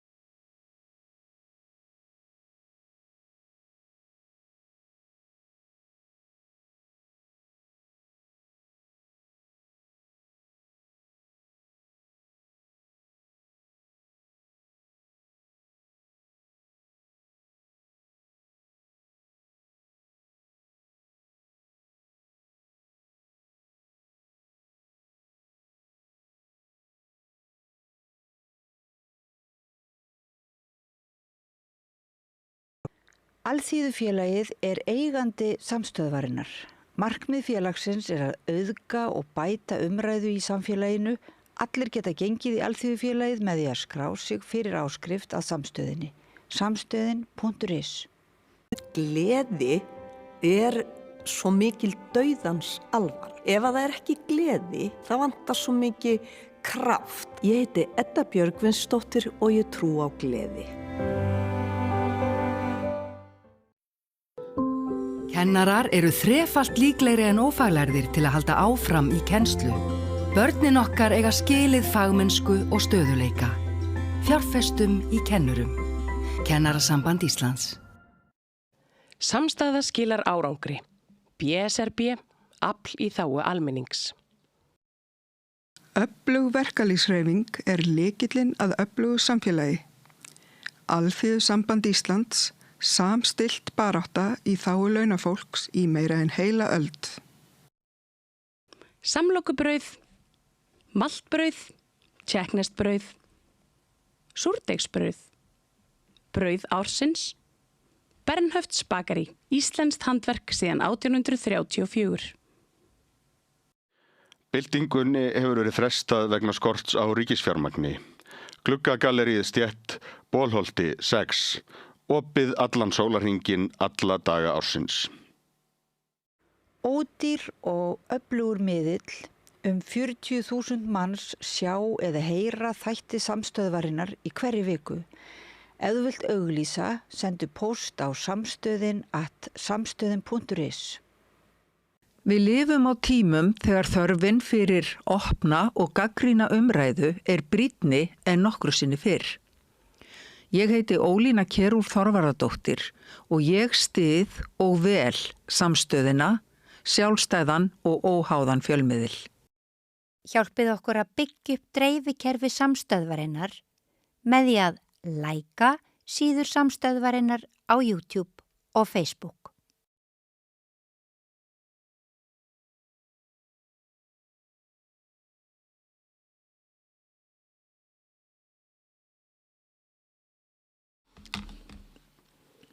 Já, komið sæl á ný. Það er komið 3 nýji gestir til okkar. Það er Dagbjörg Hákonardóttir, alþingismaður fyrir Samfylkinguna, Krister Hrafnsson, blaðamaður og ritstjóri Wikileaks og Steinunn Kaldal sem er Sóley Kaldal. Sóley, já. Já, nú mömmu og dóttur sem heita Steinunn, þannig að við þykjum mjög vænt það nafn. Sóley Kaldal, áhættu öryggisverkfræðingur. Við erum alltaf velkomin. Takk. Ef að byrja að tala Trump, Kristín. Byrja að tala Trump, já, eiginlega ættum við ekki að tala Trump heldur hvernig hann var til og ættum við farið kannski að skoða forsöguna því að ekkert af því sem að gerast þessa dagana á að koma nokkur manna óvart sem við fylgst með opin augum, vakandi og edrú síðustu 25 ár. Þetta allt hefur verið hagfara lest í átt að þessum punkti og... Hvað er uppafið? 11. september aðgerið kjölfara á því þegar menn byrjuðu að henda alþjóðalögum fyrir róða. Við tókum þátt í Írak meðal annars. Við sátum þegjandi meðan settar við pyntingabúðir og mennum hentar jafnvel í Evrópu þar sem voru pyntaðir og síðan fleygt inn í fangabúðir í Guantanamo án þess að menn fengju dómsmeðferð í réttaríkisins og við þáðum.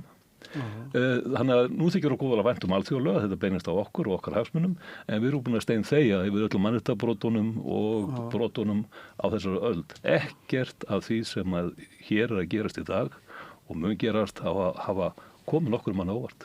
Þannig að þetta er ekki Trump, hann er svona nabbinn á þessari bólu í sóttinni sem er að spretta. Getur það þessi endapunkturinn í þessu? Ekkert endilega, það er nú í handræðanum hérna.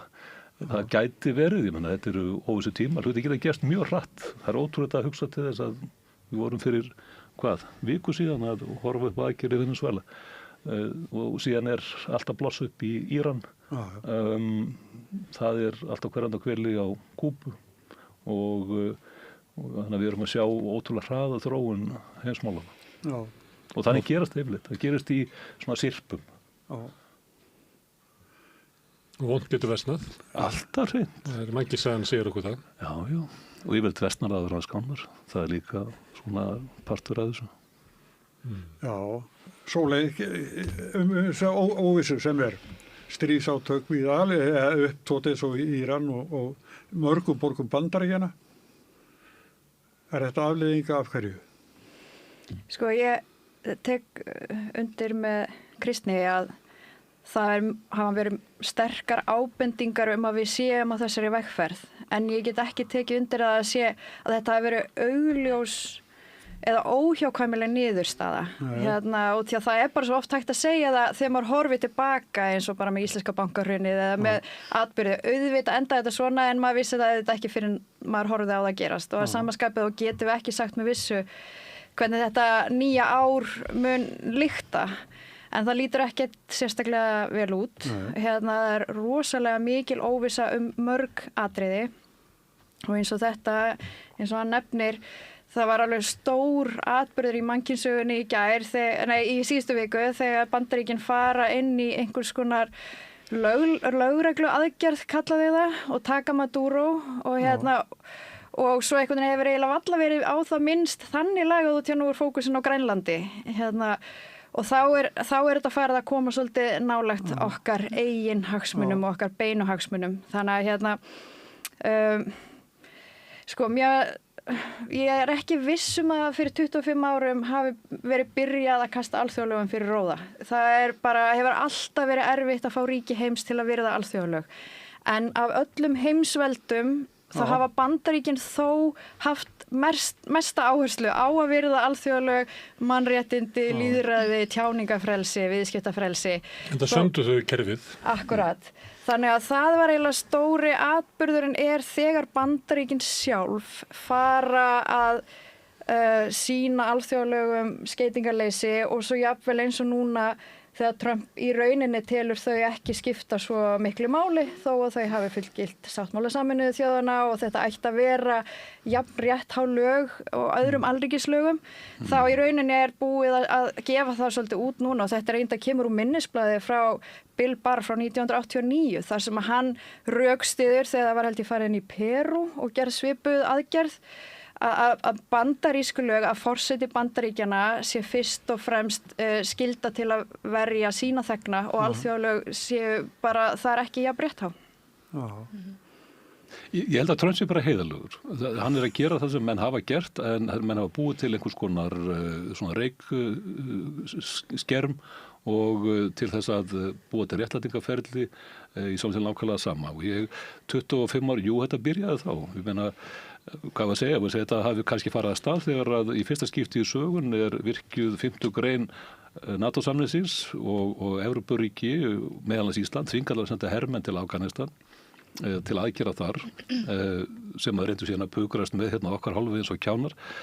Það er ákveðin stefnumörkun og í sjálfum sér ótrúlegt að það skulle hafa gerst þegar ég ljósi þess að það sé litið á það þegar glæpahópur fremur þetta hryðjuverk í Bandaríkjunum að það sé á ábyrgð ríkisvalds í Afganistan þurfa að fara í innrás þar. Þannig að þar urðu við algjörir þjónar beinna hagsmuna Bandaríkjana og utanríkisstefnu þeirra á þess að segja nokkuð skapaða hlut og spyrnaði fótum.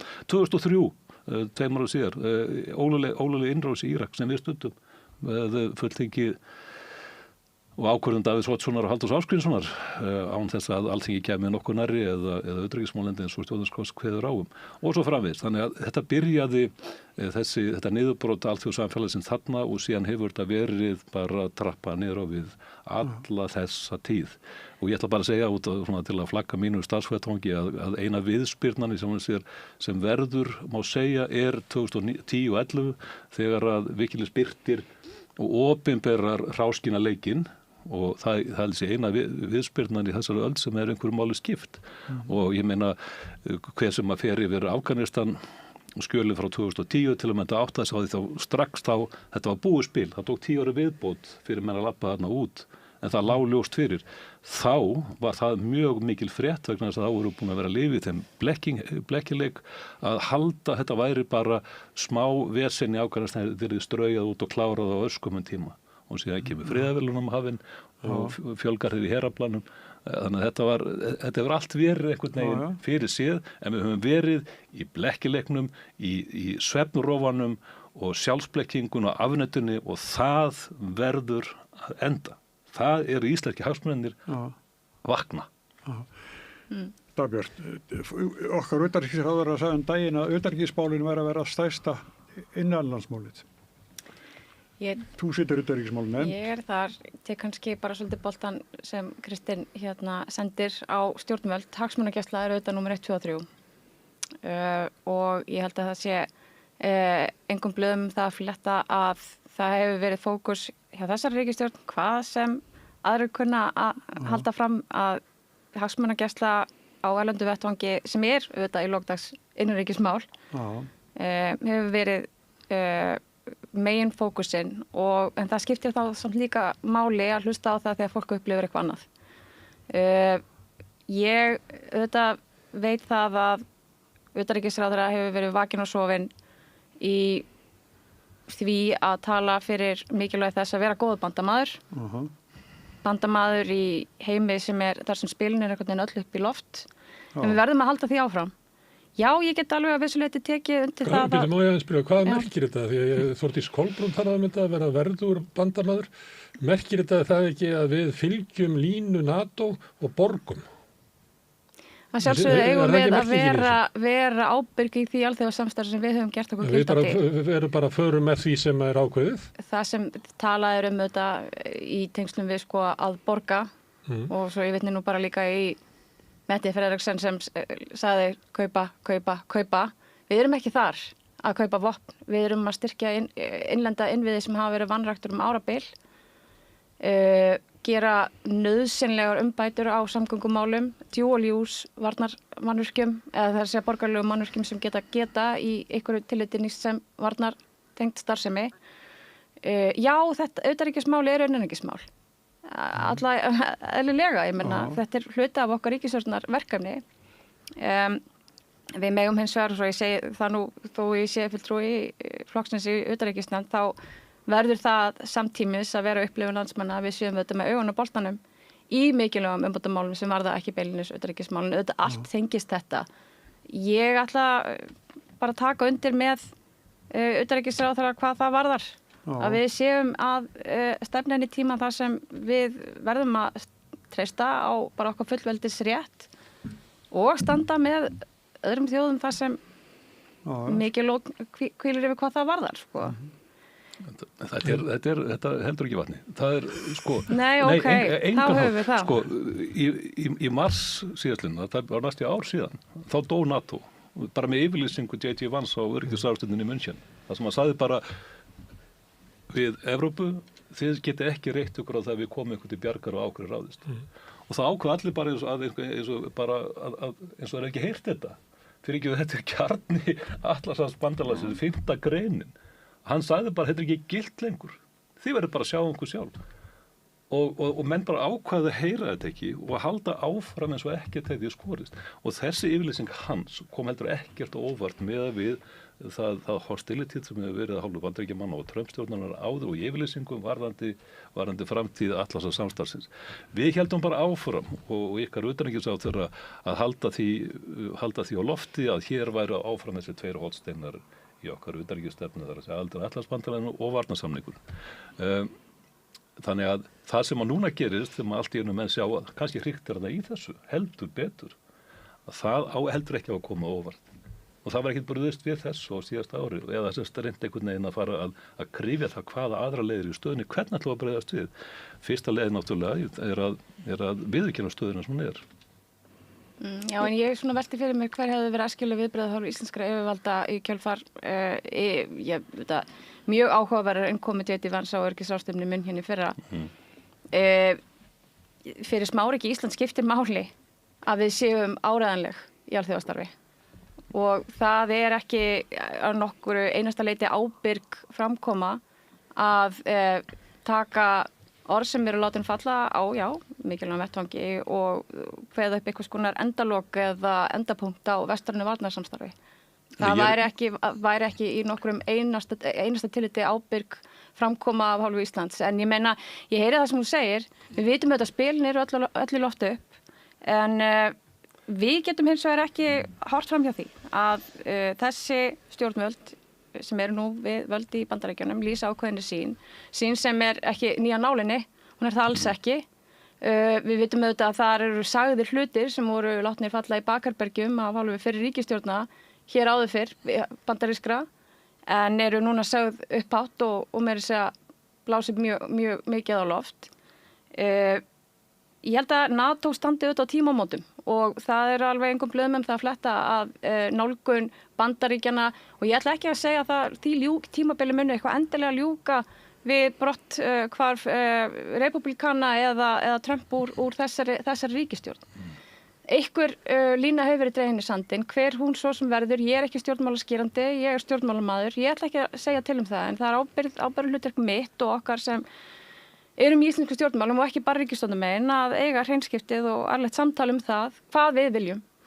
Já, og það er líka ábyrgð stjórnmálamanna að upplýsa kjósendur sína og almenningi í landinu og stöðu mála og reyna ekki að slá ríki augu alþýðunar hvað það varðar. Það er ábyrgðarleysi að tala eins og NATO sé raunverulegur grunnur undir öryggisstöðu okkar. Ég er því ósammála. Ég er því innilega ósammála. Ég ætla að fá að taka upp hanskan fyrir íslenska ríkisstjórnina núna.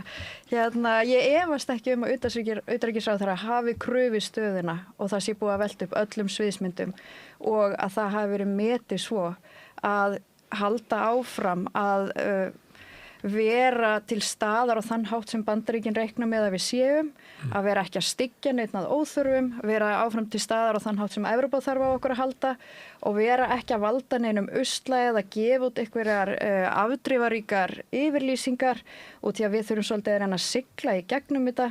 Eins og við hefum nefnt, það er allt upp í lofti og ef að Ísland ætti að fara að æða fram með einhverjum offorsi og gefa eitthvað út eða að skera á einhver sambönd þá held ég að það hefði miklu verið alveg. En er ekki Kristi bara að tala með eðlurum hætti við þjóðina? Hann er ekki endilega heimt að við bara segjum okkur úr NATO eða eitthvað. Það sem ég er að segja þetta, að við áttum verið fyrir löngu síðan að byrja að ræða utanríkismál. Það hefur ekki verið rætt utanríkismál, það hefur ekki verið kosið utanríkismál í því hvað mörgum kosningum. Það hefur rætt jú ESB eða ekki ESB, ekkert annað. Öryggis- og varnarmál hafa setið á hakanum.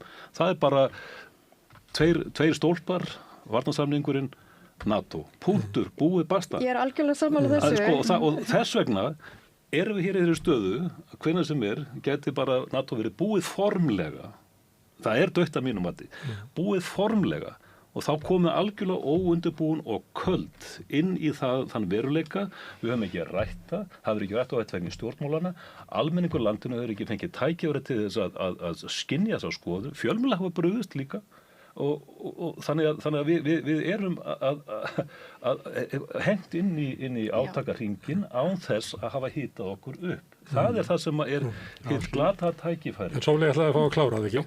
Nei, takk fyrir það. Ég er algjörlega sammála þér. Við erum fullkomlega óþroskuð í öryggissamtalinu. Og bara, samfélagi líka og samfélagið hefur fullt tækifæri til að ræða þetta og hefur ekki sýnt í neitt áhuga heldur og engin stjórnmálamaður á Íslandi hefur fengið atkvæði fyrir að vera með skýra sín og öryggis- og varnarmál í áratugi.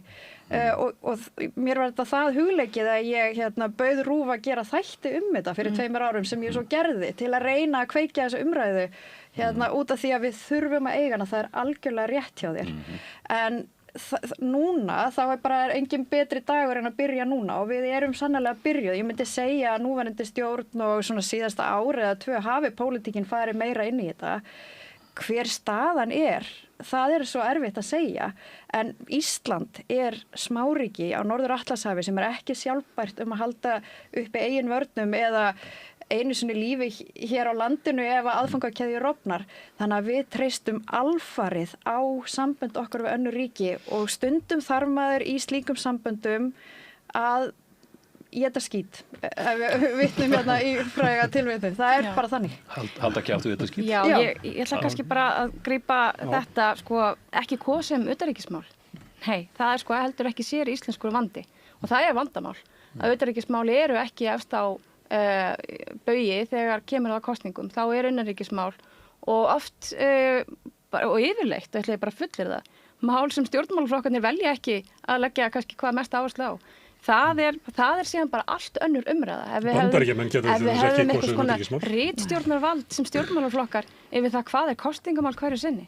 En ég ætla að bara taka undir það með ykkur báðum og ég held að það sé bara að verða mjög almenn skoðun að þetta þurfa að vera atkvæða meira í íslenskri stjórnmálaumræðu og ég held að það sé enginn sem þykir það eitthvað sjálfsagt vandamál sem er á þingi nema þá kannski mögulega þeim flokkum sem bjóða ekki upp á neina einstu lausnir sem teljast geta áþreifanlegar heldur eru bara í því að benda vanda. Það er svo hins vegar líka önnur saga. Ég ætla bara að segja við hlustundur samstæðunar í dag að þættir Sóleyjar Kaldar öryggi þjóðar sem eru held ég að finna á Sarpinum eru þessi virði að hlusta á.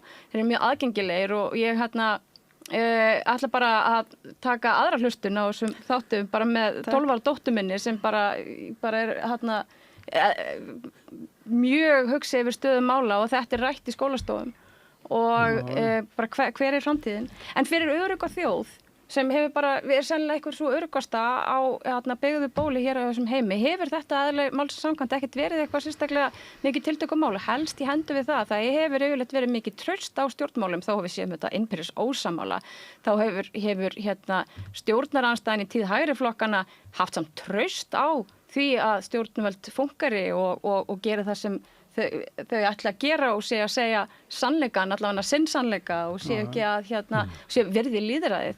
Nú er þetta allt saman aftur svolítið verkefni lýðræðisþjóða átta sig á því að lýðræði er ekki sjálfgefin stjórnskipun í nútíma heima og er faktist séð á miklu undan. Má ég spyrja eina því að við getum deilt það hvenær heimurinn byrjaði að hrynja og hvort hann sé runin meira að segja. En mér langar að spyrja ykkur ef það er þannig að svona heimskipan eftir stríðsáruna eða hvernig sem við viljum orða það, ef að hún er að falla eða er í að fyrir fallin, hvaða heimskipan tekur við? Já, hún er anarkísk í eðli sínu og svo sem, alþjóðapólitík var alltaf verið borið keim að því. Alþjóðalög, þetta veiklulega kerfi sem að þó var hélt býsna vel og sérstaklega tryggði hagsmuni smáríkja eins og okkar og var sérstaklega mikilvægt fyrir okkur og fleiri lítið ríki er náttúrulega bara viðkvæm póstulín sem að púsla saman eftir seinni heimsstyrjöldina en er núna bara að málna í bílunum smerra og hvað tekur við? Það tekur við náttúrulega sem að Steve Miller helsti ráðgjafi Trump-forseta útlistaði mjög heiðarlegum hætti að það bara nú gildir bara valdið. Þeir sem hafa aflið mega gera það sem þeir sýnist. Það er lögmálið, það er þetta gamla lögmál sem hefur verið frá öru og valda og mun núna gilda rátt og óhindrað. Það er ég á það, ég má það, ég geta þess vegna hef ég rétt til að gera það. Þannig að það er valdið, það er aflið. Ég vil langar aðeins bara skjótin, þú segir það er heimsmyndin. Mér langar að segja eitt aðeins heimsmyndin á Íslandi, í kjölfarið sem að tala utanríkismál, innanríkismál. Ég skammaði Smára þegar hann var að búa með þáttinn, hann sagði fyrst ætla að tala íslensk mál, svo ætla að tala utanríkismálin. Ég sagði þetta þekkir maður á ritstjórnum í gamla daga, það voru erlendafréttir og innlendafréttir og ég maður alltaf eftir það einhvern tíma fyrir 25 ára síðan sagði þetta er algjör heimska. Það er ekkert til sem heitir innlend frétt og erlend frétt. Þetta er allt saman ein frétt. Það er ekkert sem að gerist í útlöndum sem hefur ekki bara bein áhrif á okkur og þegar við eigum bara hægt að hugsa þetta. Við erum í heimurinn hefur smækkað og við erum bara ein heild.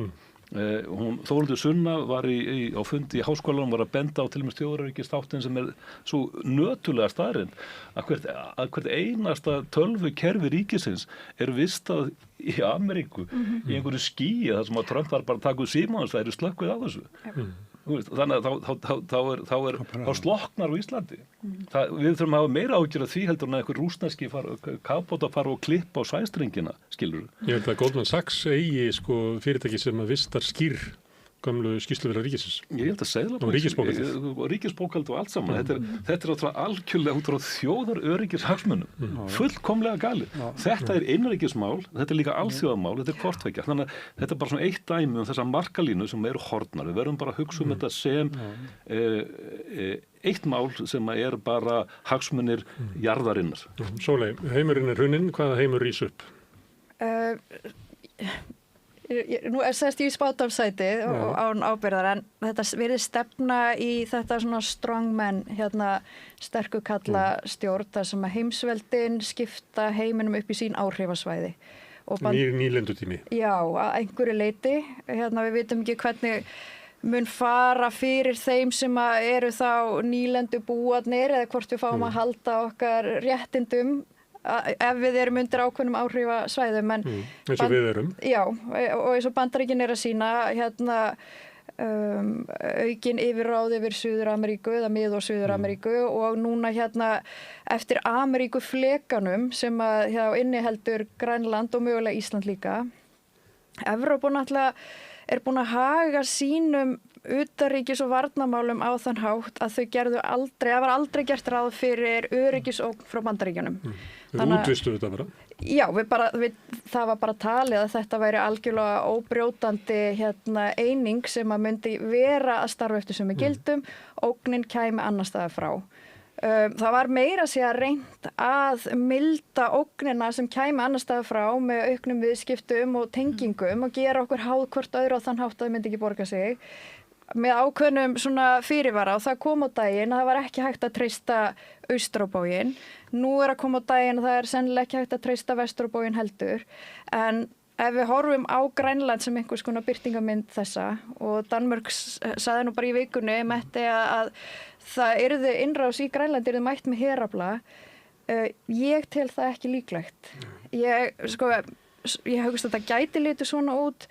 Trump er búin að tala það mikið þetta að mögulega verður hann að standa við stóra orðin út því hann er bara svona leiðtogi sem er umhugað ásýnd sína og ímynd. Það líka telur að vera mjög mikilvægt fyrir Bandaríkin að eignast auðlindir Grænlands. Já, og hann var spurður að því í viðtali við New York Times í síðustu viku.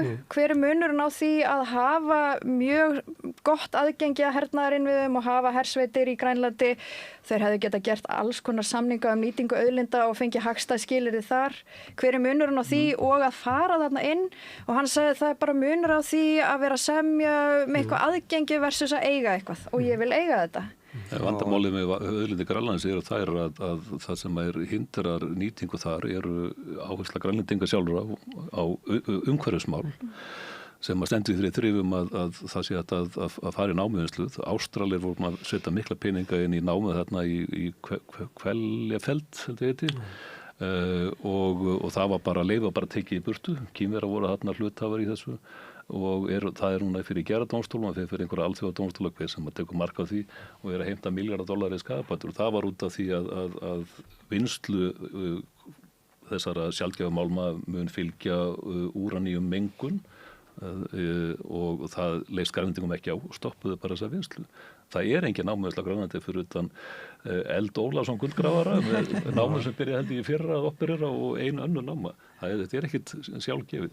Það er náttúrulega umhverfismálin og síðan náttúrulega hver fær síðan arðinn og hvernig er því skipt.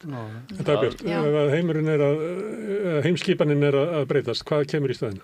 Ég bara bý við í þeirri stöðu og við getum kallað það fornunda stöðu eða það stuttast á, svona bæði að ég er ekki að fara að lýsa hrunum heimi fyrir en að það er komið á dagskrá. Ég held að það sé ekki komið á dagskrá og hérna bið ég okkur öll fjölmiðlar í heiminum á kafi í því að geta sér til hvað er að gerast. Nú bara gildir kaldur haus. Maður má alveg spyrja sig að það er spurning hvort að við í stjórnmálunum séum bláeig þegar við einhvern veginn hendum ekki inn hangklæðinu á tímapunkti sem þessum, bara dag, sunnudaginn 11. janúar. Spurðu mig aftur í næstu viku, en við tökum þetta í einu. Það er mjög mikilvægt að við sýnum bara stöðuleika og yfirvegun. Ég tel að við séum ekki bláeig að gefast ekki upp með þetta sammi fyrir aðalum sem ætla að skipta heiminum upp með reglustiku. Það breytir því þó samt ekki að nú mikilvægur tími til þess að leggja niður strategíu og það í gangi. Þetta ekki farið eitthvað nánar út í þá sálma hér í dag. En það og verður okkar verkefni núna og við þurfum að vinna hratt og ég tek undir það sem Sóli sagði að við erum ekki mjög vel verseruð sem samfélag í heild kannski í að ræða á svona þann hátt sem við hefðum mátt kannski ræða öryggis- og varnarmál. Við eigum hins vegar gífurlega mikið að hæfa fólki sem við erum að treysta á núna, hvort sem það í utanríkisráðuneytinu og íslenskri stjórnsýslu í heild. Við erum mikið að hæfa fræðimönnum og núna kannski svolítið hjákátlegt fyrir mig að óska eftir pólitískri samstöðu það að tala í einu máli fyrir íslenska hagsmuni. Við vitum að það bara eins og gengur mismunandi hagsmunir hjá mismunandi flokkum það að benda á lausnir í staðan fyrir að benda á það sem miður í íslenskri stefnu en ég bara, eins og ég segi, núna gildir að standa saman. Það mjög klisjulegt að segja það en það nú bara einu sinni staðan. Það ekki óábyrgt að lýsa því yfir að það sé verið að ógna gildum sem að við teljum að séu bara býsna heilug. Þetta höfum við líka gert það. Já, en það var einhver síðu þannig að utanríkisráðherra landsins var að fagna því að það væri verið að fremja mannrán á þjóðarleiðtoga bara því að hún líkaði ekki við hann. Og ég get ekki séð að það sé í samræmi við þau prinsip sem við aðhyllumst. Það að segja að reyna að halda í lengstu lög og tala upp fyrir þessi alþjóðalög sem að þó hafa svona hangið þessa áratugi frá lokum seinni heimsstyrjaldarinnar. En þannig að við eigum ekki að fara gegn þeim prinsipum í yfirlýsingum. Það óbyrgt, finnst mér. Í langa tíma, svo lengi sem ég man, þá tölum við alltaf Ísland sem öruggt land. Það ófriður út í heimi, Ísland öruggt land og það með þess að komi fólkingar, flustingar einmitt vegna þess að Ísland svo öruggt land. Það svo? Steinun? Nei, sorry. Takk. Já, það það svo lengi sem að við búum við það heimsmynd sem við búum við síðust 80 ár. Það búið að vera alveg ofsalega öruggt á Íslandi. Já. En við Stafar okkur engin ógn af þessum breytingu sem Okkur stendur núna ógn af þeim sannarlega. Og eins og ég var að reyna að koma áðan, ef að ógnirnar eru núna austan frá og vestan frá, ef að Evrópa fer í virkstríðs átök við Bandaríkin og Grænlandi, þá opnar það glufu fyrir aðra til að nýta sér það hinum megin frá.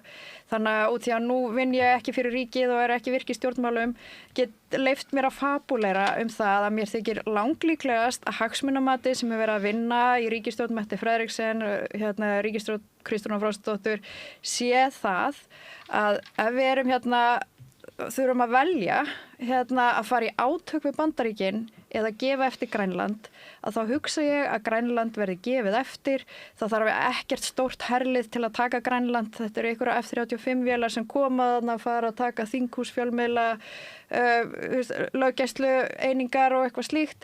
Svo verður bara boðað til fundar, samningafundar, þar sem að stjórnin í Grænlandi og ríkisstjórn Danmörku verður og svo koma Bandaríkin og lýsa yfir þakklæti á því að þau skildu hversu mikilvægt öryggismál á norðurslóðum þetta væri og þetta bara realismi alþjóðapólitíkur og að nú muni Grænland loksins losna undan 200 ára yfirráðum Danmörku sem hafi vanrækt þau og eigi núna að horfa fram á betri tíma.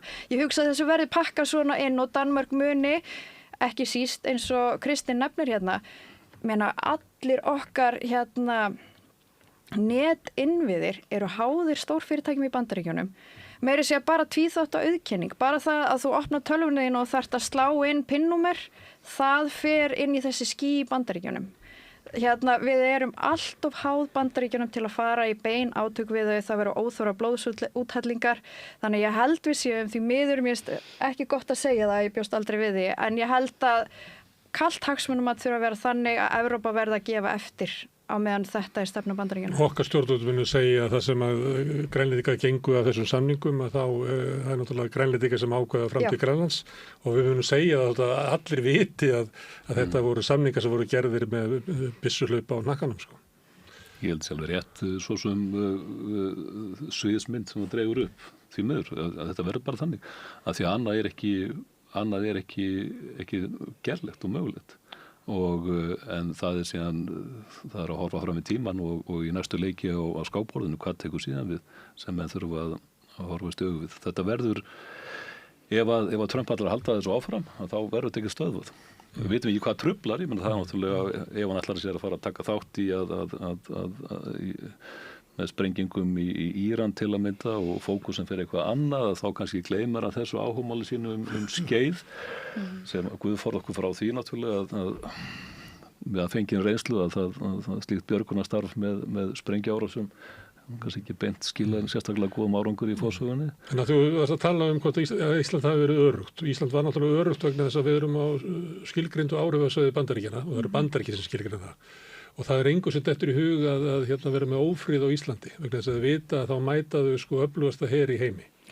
Það sem er breytingi núna er að afstaða Bandaríkjanna til Íslands þegar þeir taka upp nýlendustefnu til þeirra svæða sem að þeir telja vera á sínu svæði og ætla að ráða því hverjir bara öllu. Þeir hafa líklega að vera alltaf ráðið raunverulega pólitíkinni. Ég býst við að þeir hefðu gripi inn í ef að þróunin hefði ekki verið eins og þeir vildu. En ég held að þessi raunveruleiki hann er að breytast. Þannig að hugmynd okkar sjálfstæð okkar, ég held að hún er eftir að breytast. Sjálfstæð okkar, kannski var það blekking, að við höfum fullt sjálfstæði, en ég held að enginn eigi að láta blekkja sig í dag. Að við erum ekki í jafnslæmri stöðu á Grænland. En líklega er það svæði sem er líkast okkar stöðu. Við gætum lent í þeirri stöðu, þessi næsta skrefi og menn vilja fara aðeins lengra með mörkin, skilur, það er enginn sem að hindra það. En ég held að það sé rétt að Smári, ég menn það er spurningum vakna til vitandur það hvers konar blekkingu við lifað í. Men hvað er varnarsamningurinn út frá hagsmuna okkar, hann er ekkert gildi. Við getum alveg sleppt í að hafa hann. Ég menn ef einhvers konar ytra árás hefur verið gerð á Ísland og Bandaríkjamenn sæði þessu hagsmuni því að koma inn til verndar, þá hefði þið gert það. Annars fyrir okkur eða ekki tekið símtóli. Og það hefur bara verið okkar svona náttúrulega varnarskjöldur í sjálfum sér að Ísland er þarna strategist á þessum varnarparameter Bandaríkjanna. Við þurfum ekkert samning til þess. Þetta er bara pínu styrluð umræða, en hún er rétt að sér og hún er þörf. Ég beð skilning á því að fara ekki að greina einhverjar sviðsmyndir sem gætu haft í hönd. Hins vegar bara þakklátt fyrir það við séum að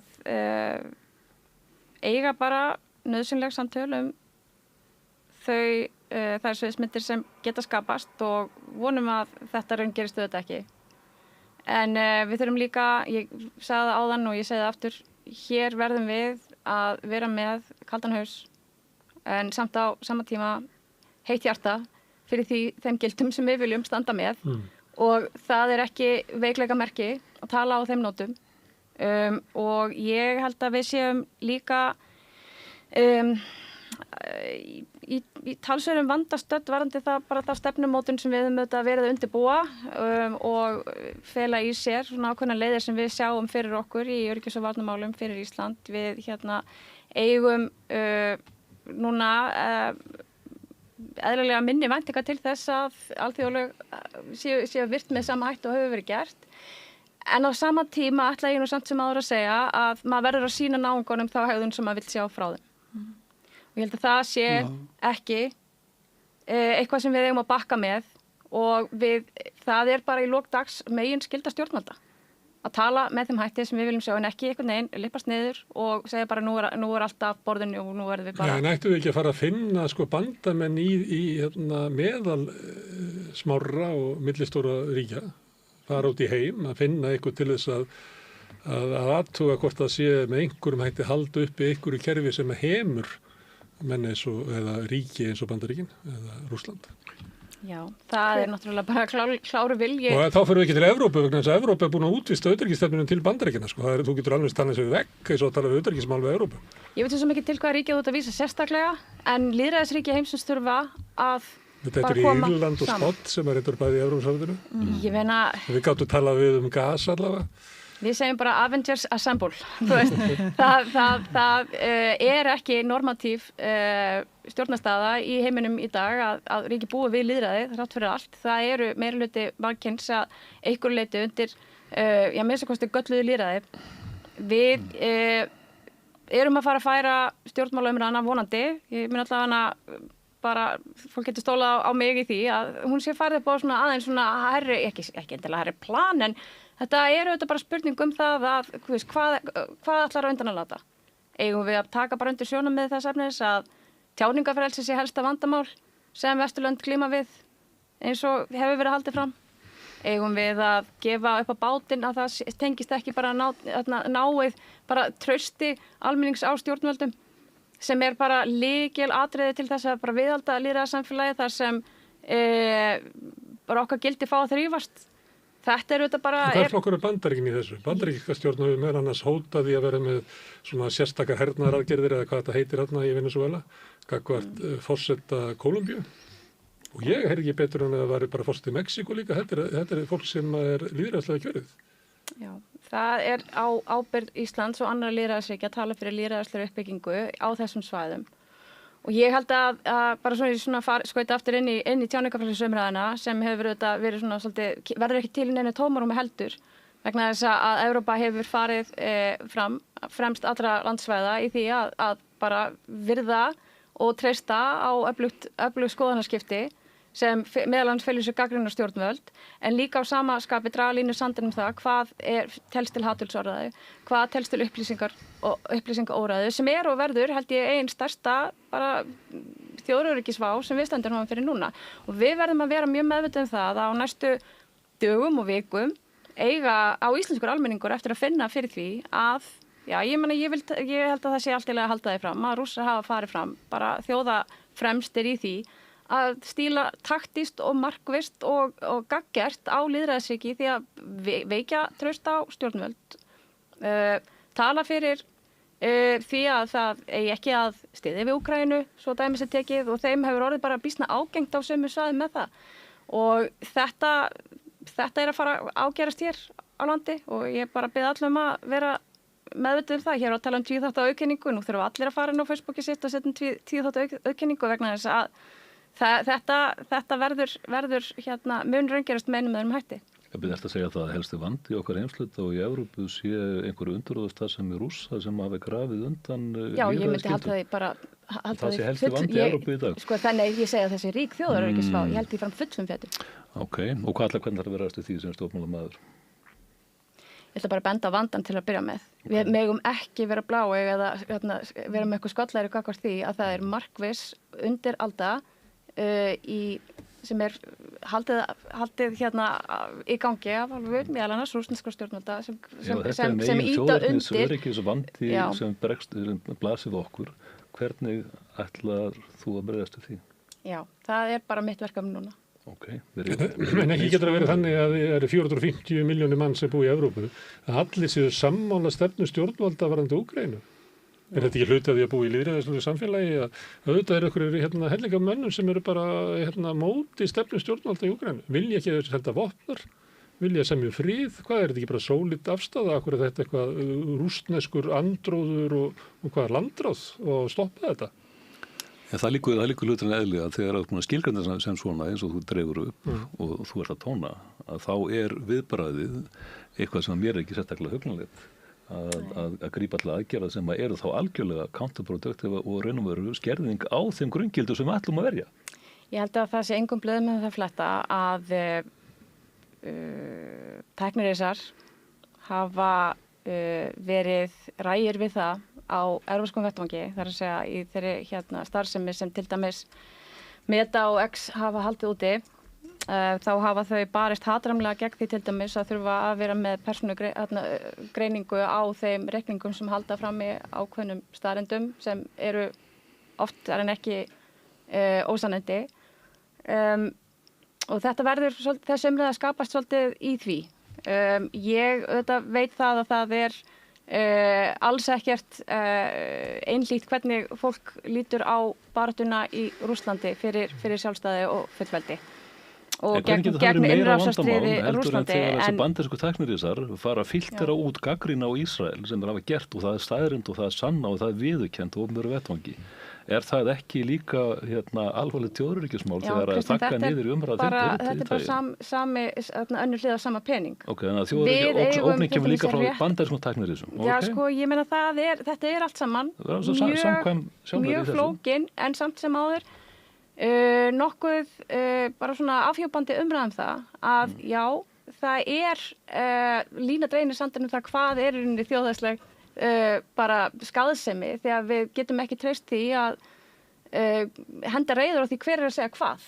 Það sem ég reyna að segja. Gæði uppruna upplýsingana er svolítið vandamálið að við getum verið sem þjóð, ég meina ef maður vill bakka bara alveg tilbaka, ég meina hver lesskilningur íslenskra barna? Lesskilningur að mínum að þetta eitthvað stærsta þjóðaröryggismál Íslands og annarra þjóða til framtíðar núna þegar við vitum hversu mikið af upplýsingum seitlað til okkar eftir einhverjum útreikningum, algoritmum, hvað þau telja að höfðu til mín eða kveiki athygli mína, en ekki síður út á gervi og spunagreind sem að fara að framleiða mjög mikið af efni. Ef að fólk hefur ekki skilning á því sem það að lesa, þá erum við bara í rosalega vandastödd. Þannig að mér finnst það vera bara, lestur og lesskilningur og hvernig beita gagnrýni rökhugsun. Þetta eitthvað sem við þurfum að leggja alveg mikla áherslu á, því eins og Kristinn bendir á, leið við ætlum að fara að takmarka aðgengi fólks á ákveðnum upplýsingum, loka á óþóknanlega fjölmiðla eða annað, þá erum við einhvern veginn farin að vinna gegn okkar hagsmunum. En þannig að fólk verður að geta annars vegar vottað hvaðan upplýsingarna koma og geta treyst ákveðnum upplýsingaveitum til að veita upplýsingarnar. Og svo geta skilið upplýsingarna sem verið að senda þeim. En fólk fer ekki eftir því. Ég held að allir ætti að vita það sem haldið að þér í gegnum algoritmana meir og minna það sem eru þínar skoðanir. En ég hef tekið eftir í svona almenn umræðu að eftir sem áður þá gengur fólk út frá því að fólk sé meir og minna með mína skoðun. Vegna þess að það bara skammta þannig og halda að frávikin séu ykkur bara örlfáir vitlýsingar sem hafa ekki náð þessu. Þannig að þú veist að við erum líklega vönði að vera í einhverju debatti og þá heyrum við viðhorf og einhver annara, svo allt í einu heyrum við þau ekki. Og lítum á það sem erum annara skoðari við bara sem eitthvað, bara mistur að þessu eitthvað, þess að þú sett fæðingarálviti. Þannig öll umræða. Við erum náttúrulega verst í þessu við gamlingjarnir, skilur. Ég á nú börn á þrítugsaldri sem eru miklu læsari og skynsamari að filtera út vitleysu heldur en ég að mörgu leyti, skilur það. Við ölumst bara upp í þessum þau krakkar í dag, ungt fólk í dag gagnrýna, þannig að það er að tala um að þetta er vonlaus kynslóð, en langt í frá þau skilja að þetta er ekki staðreyndir. Þannig að ég hef ekki mist trú á ungu fólki. Ég held að það sé vonin okkar. Það var þess kallar á okkar aldri sem að mættu á Austurvöll í Ísland þvert á flokka og held að yrðu 20.000 manns þar og voru alveg hissa að voru 90. Af því að þeir heldu að væri bara allir sammála þeim.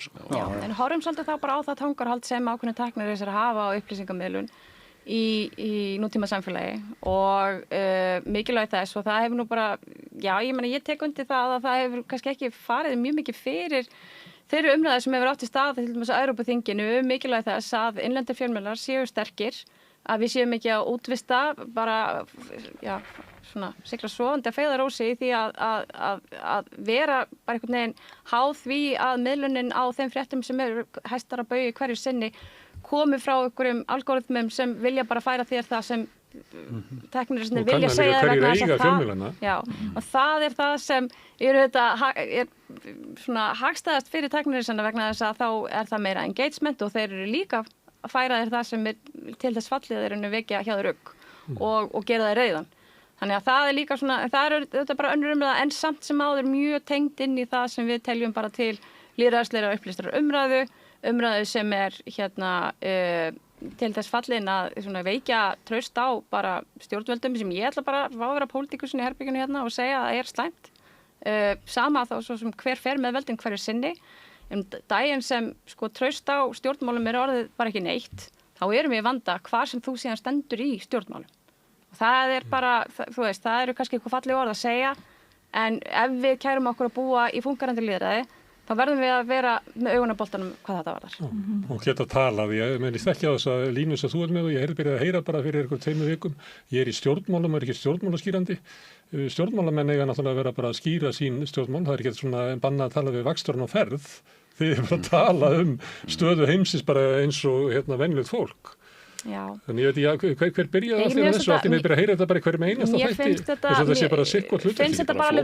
Mér finnst þetta alveg verðug umræða og ég ætla alveg að segja, mér langar til þess að gera svona betur grein fyrir þeirri sín sem ég hef í svona langtíma samhengi og væri ég til í að stilla upp í ef þetta gerist þá ger ég svona og svo ef þetta gerist þá ger ég hitt.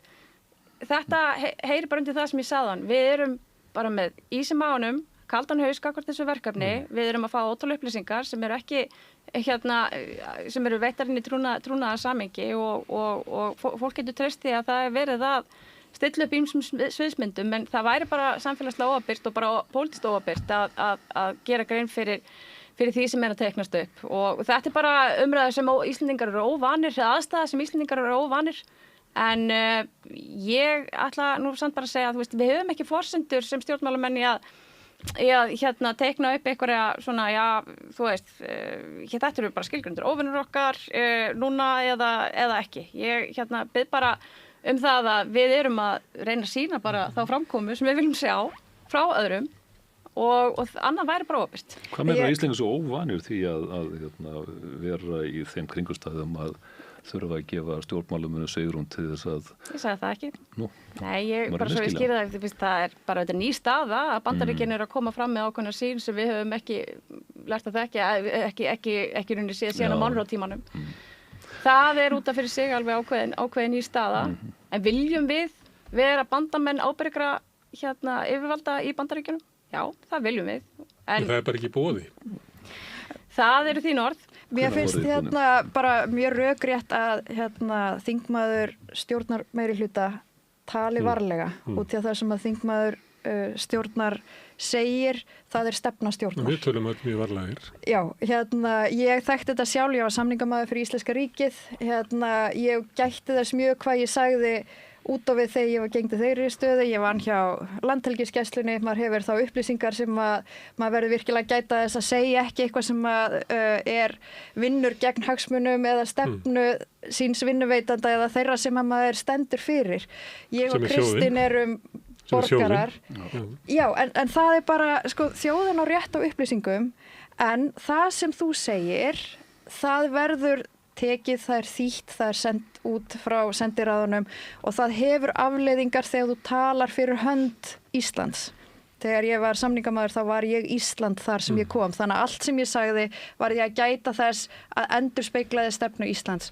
Núna er ég bara borgari, nú get ég að tala aðeins tæpitungulausar út því að það sem ég segi er bara sólega að spekulera. Það munur að vera embættismaður eða stjórnmálamaður. Já, en einmitt núna þegar stjórnmálamenn eru á tímum óöryggis og í öryggis- og varnarmálum, þá finnst mér mjög eðlilegt að þau tali varlega. Þau eru velkomna til samtals utanríkismál við þjóðina. Já, og þú getur ekki gert það með því að vera með spilin svona einhvern veginn. Nei, en það er kannski ekki vera að trufla okkur, við munum taka rétta ákvörðun. Þetta hljóma bara ekki vel. Ég er nú ekki að segja það. Hvað gerti þau stjórnmálamenn? Ég er nú komin, mér langar miklu frekar til þess að koma til ykkar á samstöðuna eða mæta í viðtöl hjá RÚV eða í Morgunblaði eða í útvarpi Sögu og eiga bara og hlusta líka bara á frábæra aðalega sem hafa innsýnin í hluti sem ég þarf að þekkja og ég, eins og ég segi, það væri rosalega auðvelt fyrir mig að leggjast bara undir feld og segja ekki neitt og það má alveg þræta það hvort ég sé að segja eitthvað innihaldsríkt. En ég reyna að vera ærleg með ykkur. En ég tilheyri þeim hluta þjóðarinnar sem er ánað með að stjórnmálafólki okkar taki ekki sterkt til orða. Takk svo leið. Og ég spyrir það eins og sem fyrir starfsmaður Landhelgisgæslunnar og alltaf tekið þátt í þá leyni viðræðum má segja að það er hluti sem ekki mega fara hátt út af öryggis- og varnarmála svona undanþágum við reiknaði með. Landhelgisgæslan er í beinni hernaðarsamvinnu við bandaríska flotann, ekki satt? Bandaríkin í heild sinni og þar með allar þær herdeildir sem að gæti þurft að vera í samstarfi. Já, strandgæslan og flotin vantilega, þannig að það hafi verið, sko, landhelgisgæslan er hluti af sko flota operasjón svona strategíu, er það ekki að skilja á mér, þannig að segjum svo að þurfum nú að grípa til einhverja aðgerð á Grænlandssundi að þá það bandarísk herskip og landhelgisgæslan sem koma þá í samstarfi að gera eitthvað. Sko, ég vann í það er orðið dálítið mörg ár síðan. Ég ger mig grein fyrir því. Þú mátt alveg þessu upplýsu leyndarmál þú vilt, mér veist það er mjög. Ég auðvitað, enda þykja þau oftast áhugaverðist. Nei, sko, þær sviðsmyndir sem ég vann með fóru þannig fram að aðalega var verið að skoða hvernig íslensk varðskip gætu nýst til leitar- og björgunarverkefna og mengunarvarnaverkefna. Ég þekki ekki til þeirra áætlana hvernig þau eru nýtt ef hernaðaraðstæður koma. Þetta hafa verið heræfingar en hlutverk íslenskra varðskipa er leit- og björgun og mengunarvarnir og löggæsla að einhverju leyti. Það sem þú nefnir með að ef það verður hernaðar á Grænlandi sem þarf að reka yfir einhvern lengri tíma þá er alveg mjög líklegt að einhverju leyti þurfa að nýta einhverja aðstöðu bandaríska hersins á Íslandi. Málið er bara það er það sem ég er að reyna að segja er að vona að það verði ekki hernaður á Grænlandi út því að ég get ekki séð hvernig það verður neinum til hagsbóta og að niðurstaðan verður svo sama. Þú er sammálað, þú hins vegar, þetta er rétt mat að segja ef það kemur til hernaður á Grænlandi að hálfu Bandaríkjamanna að þá verður Ísland nýtt í þar aðgerðir og aðstæða hér? Nei, ég veit það ekki, en til að Bandaríkjamenn telja að það sé klárlega kostur fyrir þau. Það er þannig að þú ert í aðgerðum á Austur-Grænlandi að þá er miklu betra fyrir það að gera það frá Íslandi heldur en frá hinni byggðinni. Því það er bara svo stutt yfir, sko. Já, ég bara sé ekki alveg hvaða hernaðaraðgerðir þurfa að fara fram á Austur-Grænlandi og því að það er alveg óbúslega strjálbýlt og litlir innviðir þar. Þannig að ég tel að Bandaríkin líti svo á að þeirra aðstæða í Keflavík sé þeirra til að nota ef til þess komi og þess vegna nefndi ég áður að ég vona að okkar ríkisstjórn sé að skoða þá sviðsmynd hvernig ætlar Ísland að bregðast við ef farið verður fram á það. Og því að við þurfum að vera tilbúin fyrir þá sviðsmynd og það er ég sem áhættustýringur og öryggisverkfræðingur, það er það sem ég gera alla dag í vinnunni, ég er að setja upp sviðsmyndir mjög erfiða og óhugulega hluti bara til að skoða hvernig getum við brugðist við þessu og oft eru þau viðbröð ekkert ákjósanlega en þau eru bara það skásta sem við getum gert hverju sinni. Hvernig viðbröð myndir þú vilja sjá í slíkum kringumstæðum sem ekki stjórnmálaskýrandi en stjórnmálamaður? Þetta var svona stóðsending eða... Þetta er alltaf íþróttamáli, ég er að missa á Arsenal-leik en ég er ekki að orða á því.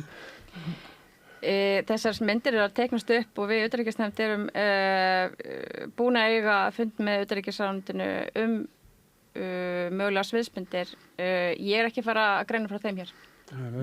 Það kæmi bara ekki til greina. Þú skilur það. En hins vegar þá er það alveg rétt að við erum í hvað sem öðru líður mjög nánu samstarfi við Bandaríkin. Það höfum við viljað.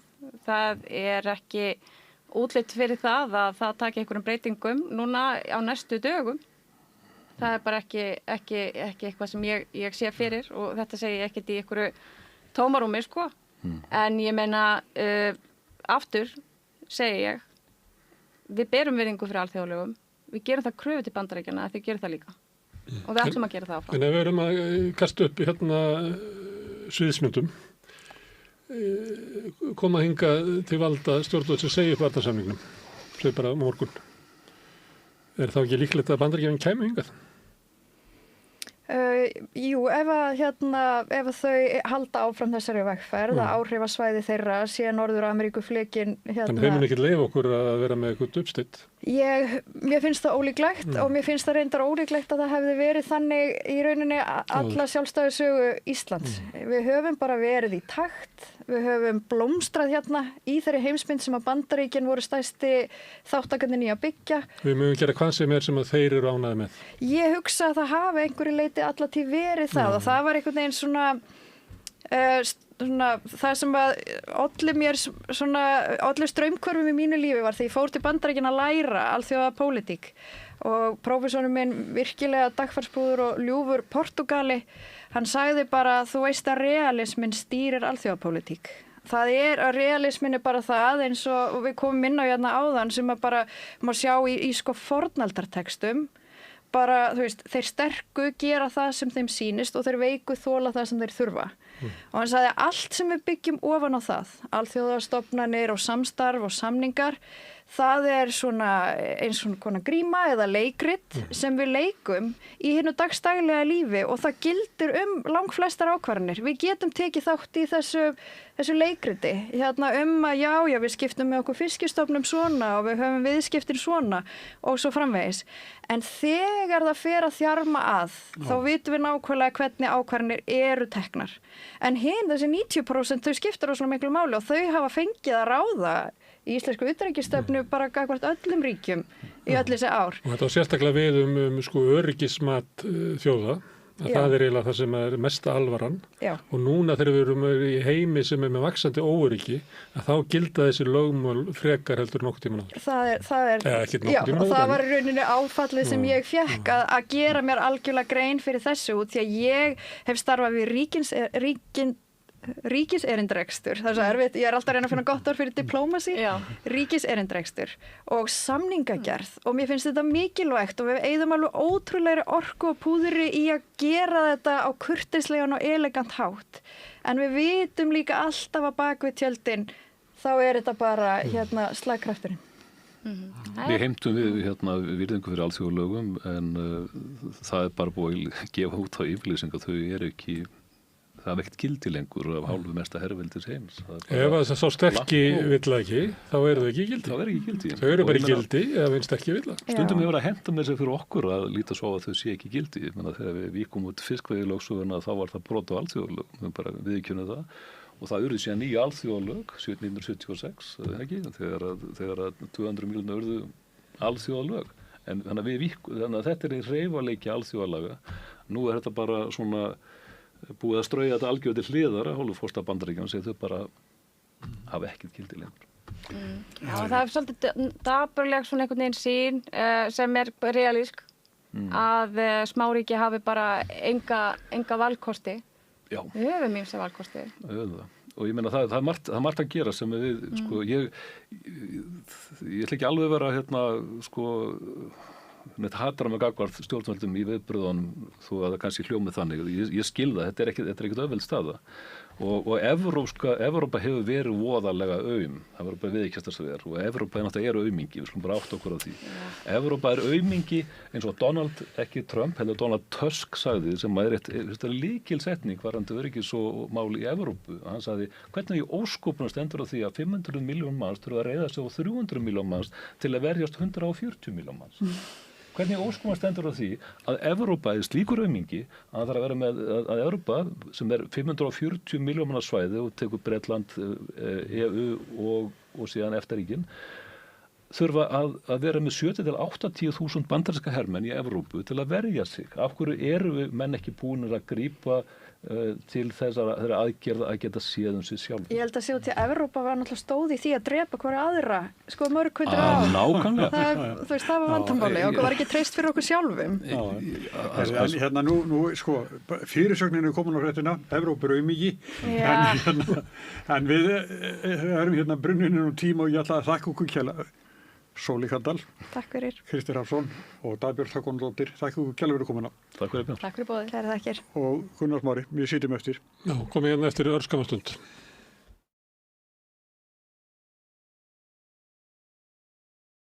Alþýðufélagið er frábær hugmynd. Félagsgjöld í Alþýðufélagið eru krónur 2.750 á mánuði og renna óskipt til dagskrár og útsendinga samstöðvarinnar.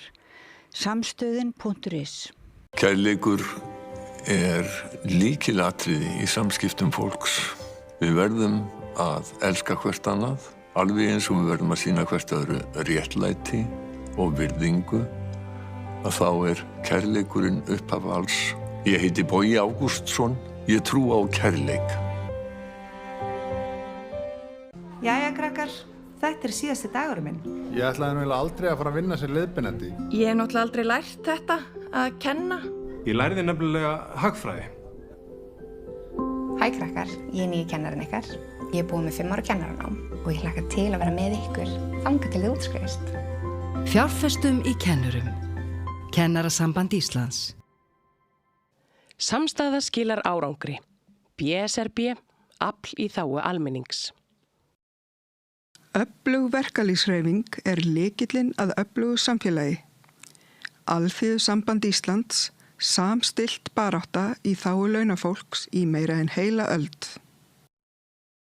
Samlokubrauð, maltbrauð, tékkneskt brauð, súrdeigsbrauð, brauð ársins, Bernhöfts bakari, íslenskt handverk síðan 1834.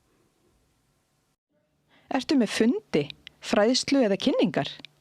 Vorstjarnan býður baráttuhópum og félagasamtökum aðgang að ódýru húsnæði í 105 Reykjavík. Hafðu samband á vorstjarnan@vorstjarnan.is. Öflugur og ódýr auglýsingamiðill 40.000 manns sjá eða heyra þætti samstöðvarinnar í hverri viku. Ef þú vilt auglýsa, sendu póst á samstöðin@samstöðin.is. Ég heiti Kristinn Sigmundsson og styð Samstöðina. Samstöðin óháð sjónvarpsstöð sem fjallar þjóðfélagsmál á vandaðan og yfirvegaðan hátt. Ég skora á ykkur að styðja hana með því að gerast áskrifendur. Samstöðin ómissandi. Gerist áskrifendur á Samstöðinni og taki þátt í að byggja upp öfluga og róttæka samfélagsumræðu.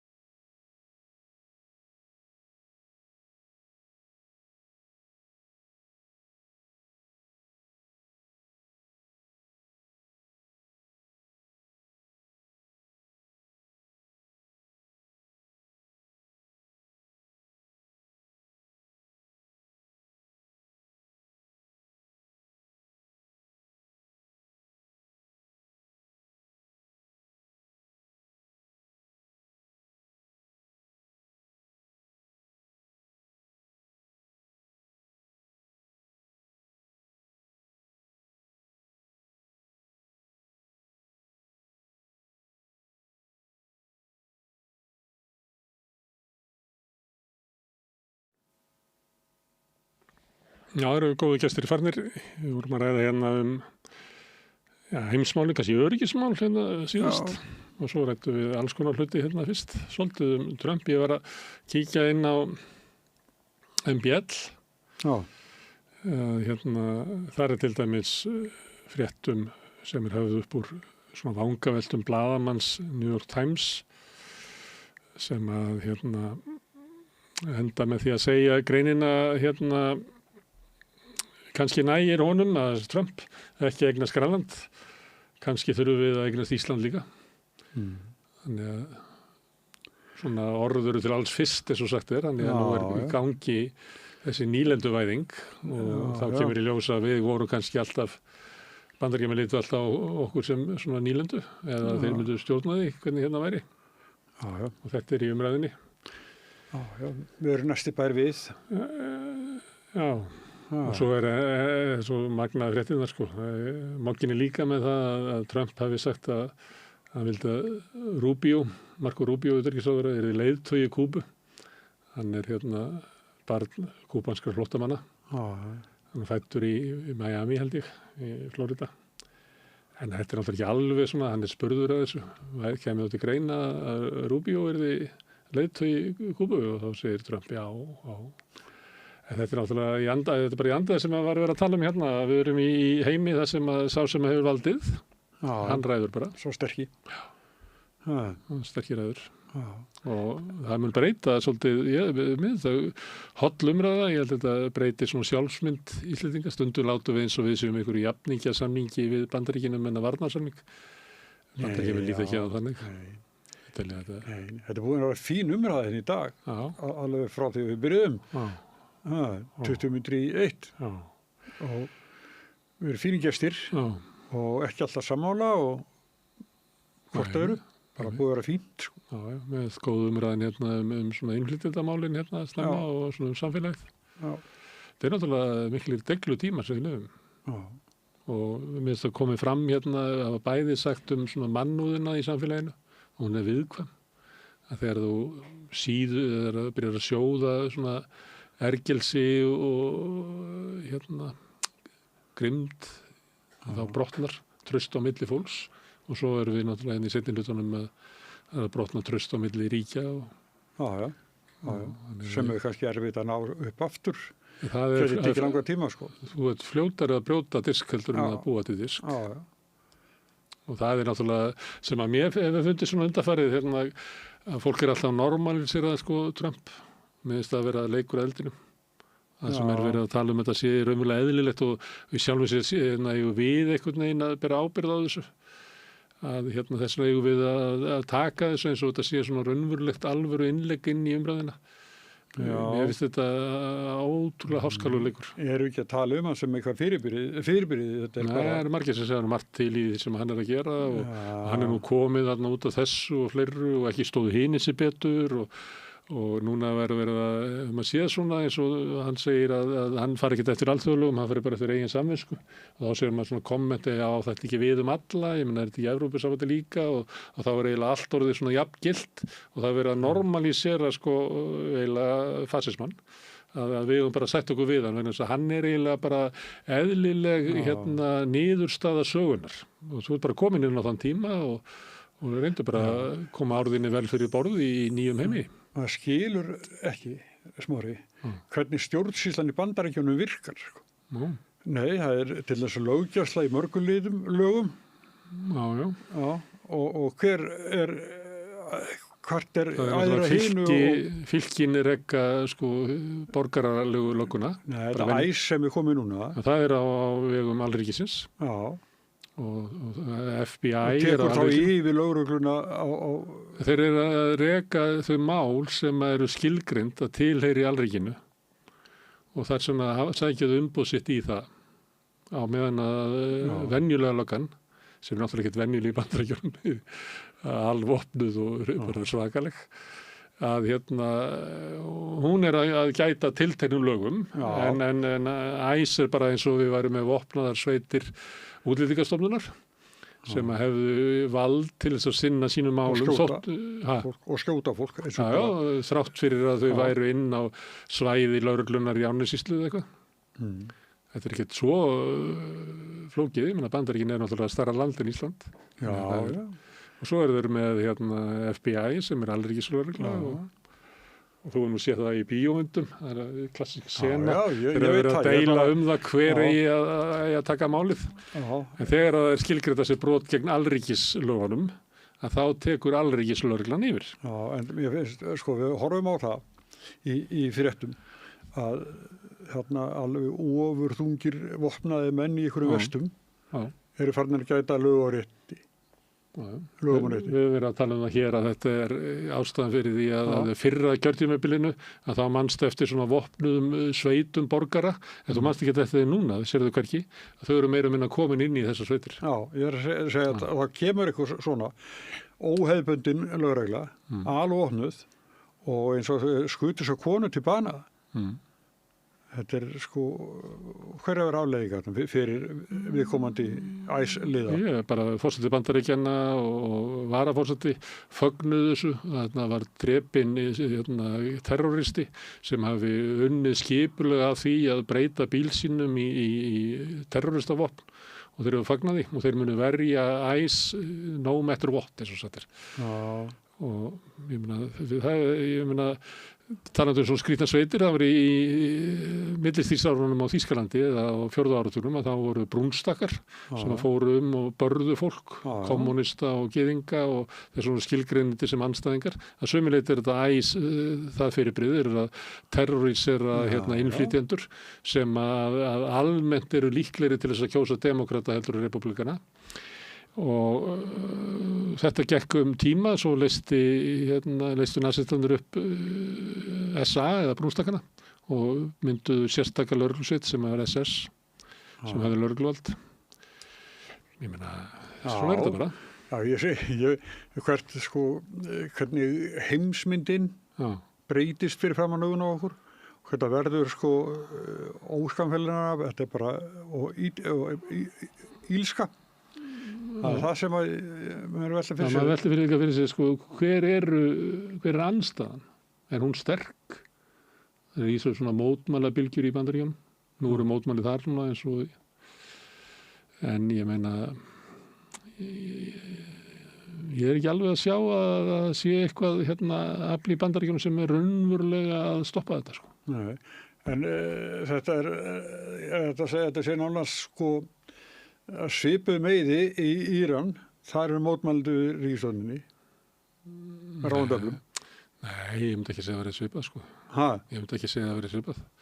Þar eru búin að vera mótmæli reglulega, við erum oft farið yfir þetta við Rauðaborðið, að rísa upp svona mótmælaöldur sem að írönskum stjórnvöldum hefur tekist að berja niður. Alveg hingað til. Þeir eru búin að drepa. Ég sé að margir eru að tala að núna séu stjórnvöld alveg að falla og en það var líka sagt fyrir ári og þannig ég myndi ekki vera of bjartsýnn á það.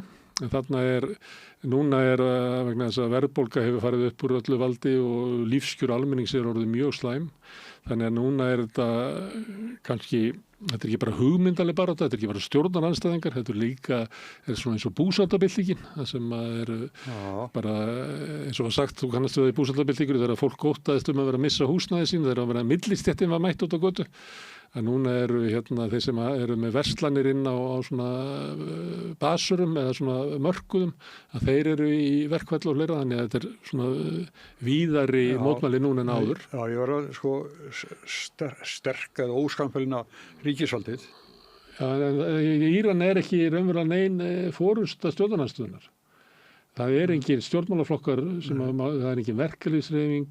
Ég meina kirkjan stundum með kirkjan andstaðan eins og í Írlandi gegn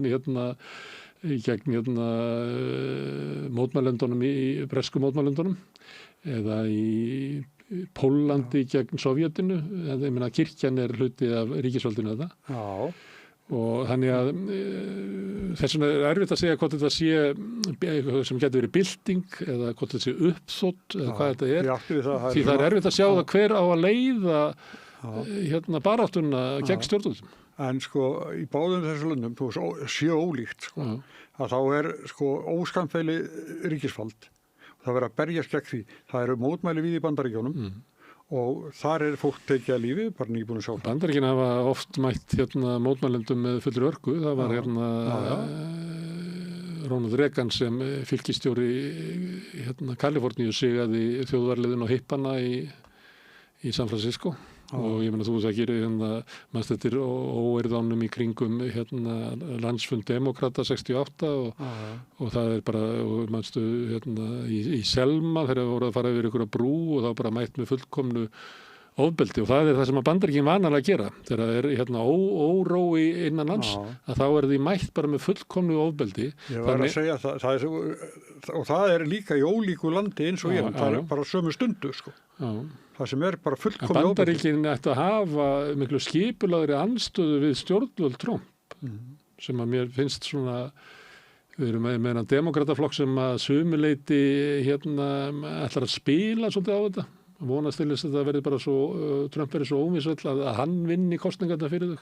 En þau eru ekki að bjóða upp á svona raunvöldana valkost. Það er engin hreyfing innan demokrata sem að stöðva það hvernig Trump að snúa niður háskóla sem að kenna eitthvað sem hann vill ekki kenna. Mjög veik stuðningu demokrata við kúun hans og fjölmiðlum.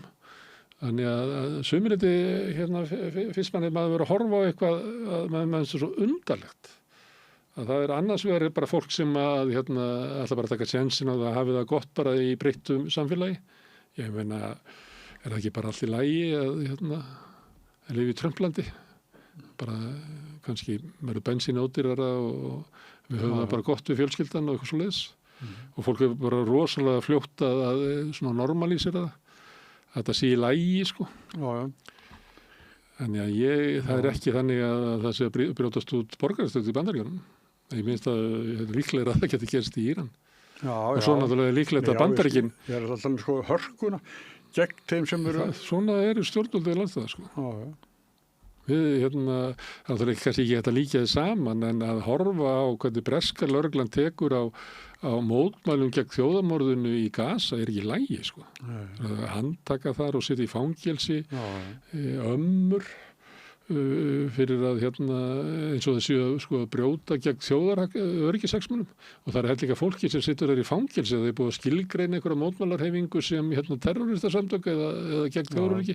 Það er fólki að svelta sig til dauðs eins og í Iragerði sín tíma. Ég held að eitt að sé komin yfir sko 57. dag. Ég man eftir það maður var ungur og var að lesa hunguverkvall í Irak. Þá er það, kemur svona point of no return, sko. Minnir að hafi verið eitthvað staði kringur svona 54. daginn, náttúrulega eitthvað persónubundið. Að þá er þetta orðið þannig að þó þú farir að borða, að þá er líka minn komin í eitthvað þannig ástand að hann er farin svona að nærast af sjálfu sér og það er ekkert víst að lífiðinu verður bjargað eftir það. Þetta er fólk sem eru samviskufangur bara í Bretlandi. Það er gott að vita þetta og maður heim í heita vöflur eða eitthvað. Herðu, en við rættum kannski ekki mikið um pólitík, við rættum aðeins Flokk fólksins, sérstakar stöðu hans. Við rættum ekki oddvitaslaginn í Samfylkingunni, sem er líklega svona hörðustu átöki sem eru framöndan. Það er svolítið merkilegt, sko, að því að Heiða Björg borgarstjóri, hún skipar bara rannsóknarliði á Pétur Hafliða Martinsson. Svolítið trumpist svona að reyna að draga andstæðingur upp að hans í lögbrotir. Hann er náttúrulega, sko, hann sæði þessi ekki úr stjórn þessa byggingarfélags bara fyrir en daginn sem að heimildin hringdi í hann.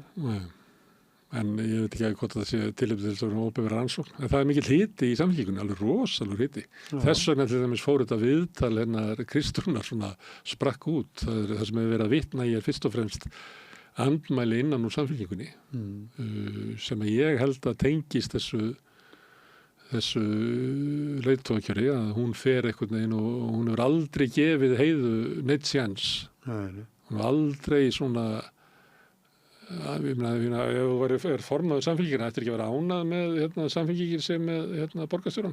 Hún myndaði nýjan meirihluta þegar Einar Þorsteins ætlaði þá var það Heiða Björg sem gerði það og hún verður borgarstjóri en hún hefur aldrei fengið eins og svona vink frá Kristrúnu þannig að hún er augljóslega ekki hennar liði og það komið fram að þau töluðu saman hún og Pétur áður hann fór fram. Og það er svona opinbert leyndamál að aðstoðamaður Kristrúnar sem var kosningastjóri hennar þannig að Ólafur Kjaran hann stýri kosningabaráttu Péturs þannig að þarna verða mikil átök sko. Og hvernig sko Samfylkingin kemur svo útrús og ég veit það ekki sko. Ég veit spurningu hvað Kristrún fær út úr því að vera með eitthvað svona nota þetta sem tæki til þess að ná algjörlega undir sig flokknum sko. Ég meina, hvort það sé ekki allir lagi að sé svona aðeins vinstri sinnað fólk í Reykjavík. Lastu það sem að Gauti Björgjesson skrifaði? Hann er náttúrulega bróðir Dags, en hann var ekki Dagur sem var að skrifa þetta. Gauti getur alveg, hann náttúrulega býr í Bandaríkjunum. Og hann horfir upp á að byrja, hvað er formaður Samfylkingarinnar að taka undir útlendingastefnu miðflokksins sem er að leysa Bandaríkin upp í einhverjum fáráleika. Þannig að bara það var svo augljóst að það sem var skrifað, hann var bara sleginn yfir þessu. Þetta kom mjög óvart. Hún hefur ekki leikið marga sko óleiki eða vondaleiki. Nei, hún hefur gert þetta eins og var áður. Við töluðum mikið það þegar hún allt í einu steig inn í útlendingaumræðina, byrjaði í podcastinu hans Þórarins Hjartarsonar, Ein pæling, þá kom hún allt í einu og tók undir sko hægrinu og var að tala að það var ekki hægt að reka taka inn útlendinga og verja velferðarkerfið á sama tíma. Við rættum svolítið það og meðal annars Eiríkur Bergmann var að reyna að greina það hvaða áhrif þetta hefði haft á fylgið og hann var á því að þetta hefði ekki aukið fylgi hennar. Og ég minnir hann að verið næstu á því að hugsalega þetta bara stoppað sko uppstreymið til hennar. En núna kemur hún aftur og svolítið með að teygja sig í áttina að miðflokknum og hans orðræðu. Ég held að það mun ekki auka fylgi í Samfylkingarinnar. Nei, það getur ekki verið. Nei. Getur ekki verið. Bara flæðir að, ég skil ekki akkur um þessu. Nei. Kannski þetta... Nefnum meini þetta. Já, hún er með þessa skoðun. Þetta var hún hérna í kryddsíðunum í ána með Sigmund. Sástu það? Nei, en ég finnst það bara skemmtilegur. Það er ekki það því. Já, þú minna það, já. Viðreisn, ég hef engan eitt sem að tala við mig leiðtogakjör í Viðreisn. Nei. Það eru 3 í boði. Já. Sumir spyrja mig hvað með hver er oddviti miðflokksins á að geta koma fréttir af því? Og það er að Björn Ingi minn hafa tekið að sér að finna einhvern. Það er svolítið sérstætt. Það sé ekki eitthvað kjördæmar á eða kostingast. Hefur engin spurt Vigdís Hauksdóttur? Ég held að hún hefði sagt eitthvað um haust að hún ætlaði ekki. Já. Mér finnst það sko. Já. En hún náttúrulega er eina mannskjan sem hefur verið borgarfulltrúi fyrir miðflokkinu. Já. Það náðu ekki manni síðan. Þá kom flugmaður eða ekki úr Fossvogi. Já, ég man ekki hvað það var. Þeir hljóta að finna eitthvað. En hann var varamaður hennar sem er núna Ísland þvert að flokka. Hann var Svo ætla þeir eru líklega að bjóða fram. Þeir ætla líklega að bjóða fram Ísland þvert að flokka. Já. Og mjög svo þeir upplifið það að þeir séu bara að fá 7-8 borgarfulltrúa. Það er alltaf verið matið á þeim að því að þeir eru lokar inn í svona búblu. Þeir eru alltaf svo sannfærður að þeir séu að tala bara fyrir hönd þjóðarinnar. Þannig að ég veit ekki hvað. Sturla Jónsson held þetta í forsetaframbúðinu.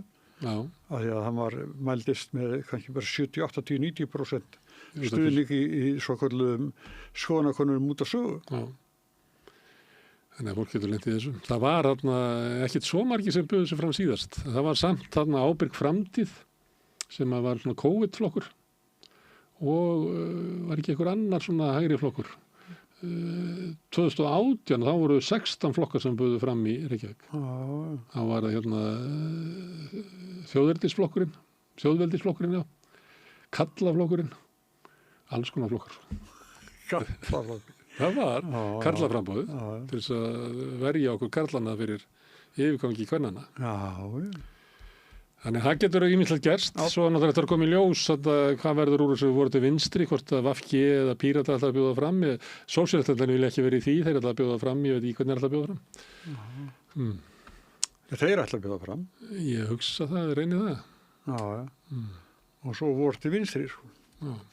Þetta er alltaf að koma í ljós. Það verður kannski fyrir því að það er að koma að líða því að verða svolítið gaman að þessu. Ég held þetta með Samfylkinguna, ég held að við ættum að fylgja svolítið með því. Ég held að verði mikla fréttir hann innan úr. Ég held að það sé rosalega hörð átök sem að hafa ekkert verið að því að Kristrún bara skilar árangri og það bara eldan allir.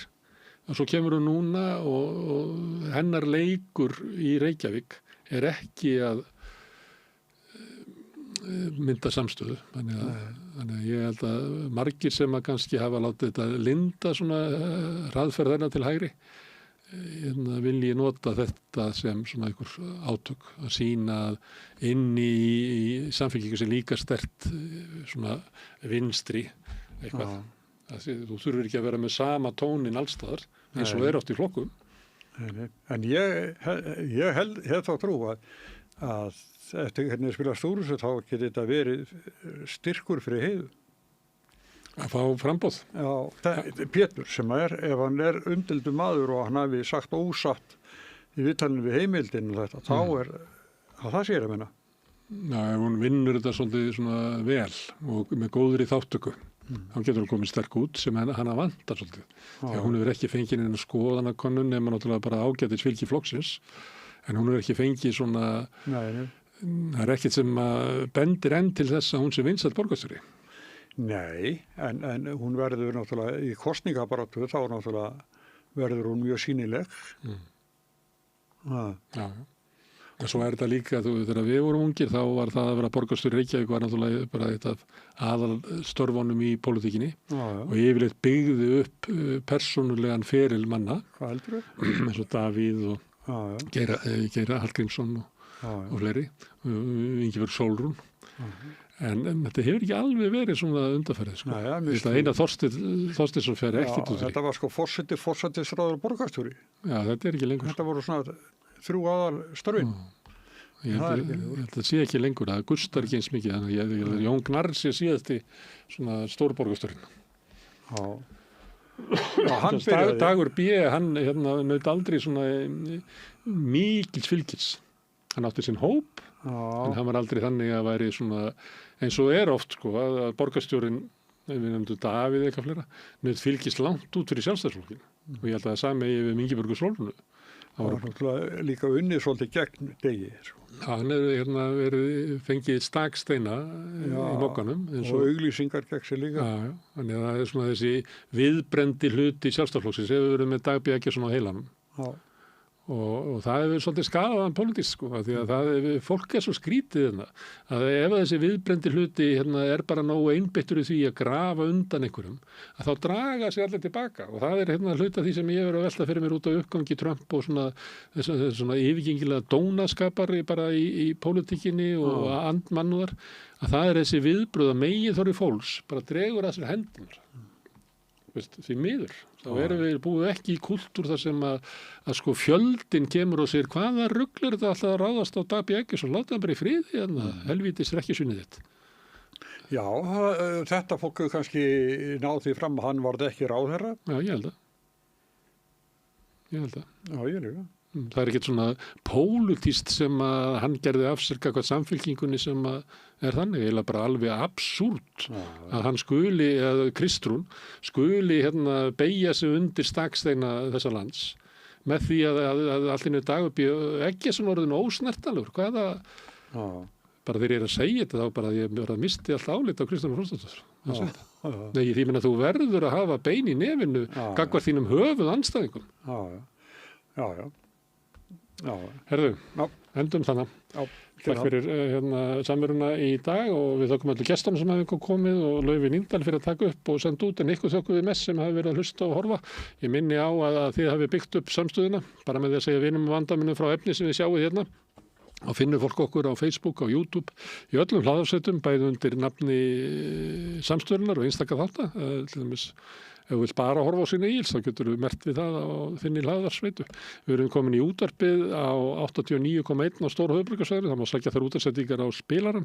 Spilaran.is er á netinu, svo vel spilar líka app sem má hlaða niður í síman og hlusta á samstöðinu og allar íslenskar útvarpsstöðvar hvað sem er í heiminum, það sem er net á annaborð. Svo erum við komin í sjónvarpið til þeirra sem er svo heppin að skipta við fjarskiptafyrirtæki Símar, þar eru númer 5 á fjarstýringunni. Við erum líka komin í kabalkerfin hérna suður með sjó og kannski ef þið vill, ég veit það ekki. Munu önnur fjarskiptafyrirtæki bjóða sínum viðskiptunum upp á efni frá samstöðunni sem er 24 tímar sólarhring, 7 daga vikunar, allan ásins hring, samfélagsumræða í Sonum Egils, Rauðaborðinu og öðrum þáttum samstöðunar. Það sem að knýr samstöðun áfram er sá hluti áhorfenda og áhorfenda sem að gerst áskrifundur.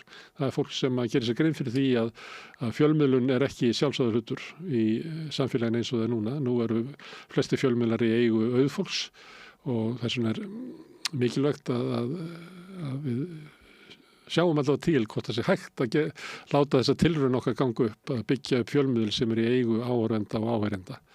Og það er fólk sem hefur átt að segja þessu og gesta áskrifundur. Ef þú vilt slást í þann hóp, þá getur þú farið inn á samstöðum.is, þann hnappur sem aðstendur áskrift, þá getur þú skráðið fyrir grunna áskriftinu sem er 2750 krónur. Þú mátt borga meira og vilt og þeir sem er kjósið getur látið áskriftina renna sem félagsgjöldin í alþýðufélagi, en það er mitt alþýðufélagi sem á rekur samstöðuna. Þetta voru gott í bili okkur í kvöld, í njótið þessum eftirræður helginni. Við verðum svo aftur hérna með rauðaborðið á morgun klukkan 8. Því miður eru ekki fréttir því að við lásum það út úr tillögum Loga Einarssonar, menningaráðherra, sem að reyndar verður gestur hér annað kvöld, öllu óbreyttu. Við lásum það út að fengju flestir fjölmiðlar sem að hafa fengið stuðning hingað til, fái áfram stuðning. Stóru fjölmiðlarnir sem eru eigu auðfólksins fá rosalega mikið viðbót, en reglunum var breytt þannig að það sem að við erum að leggja höfuð áherslu á útvarp og sjónvarp og teljum það verða mikilvægt, að þá var búna til reglur sem að við sjáum ekki betur en að séu þannig smíðaðar að samstöðun njóti ekki ríkistyrks hérðan í frá. Þess mikilvægur er að við fáum stuðning frá þér áhorfandi og áheyrandi góður. Þetta er gott í bili. Kæra þakkir.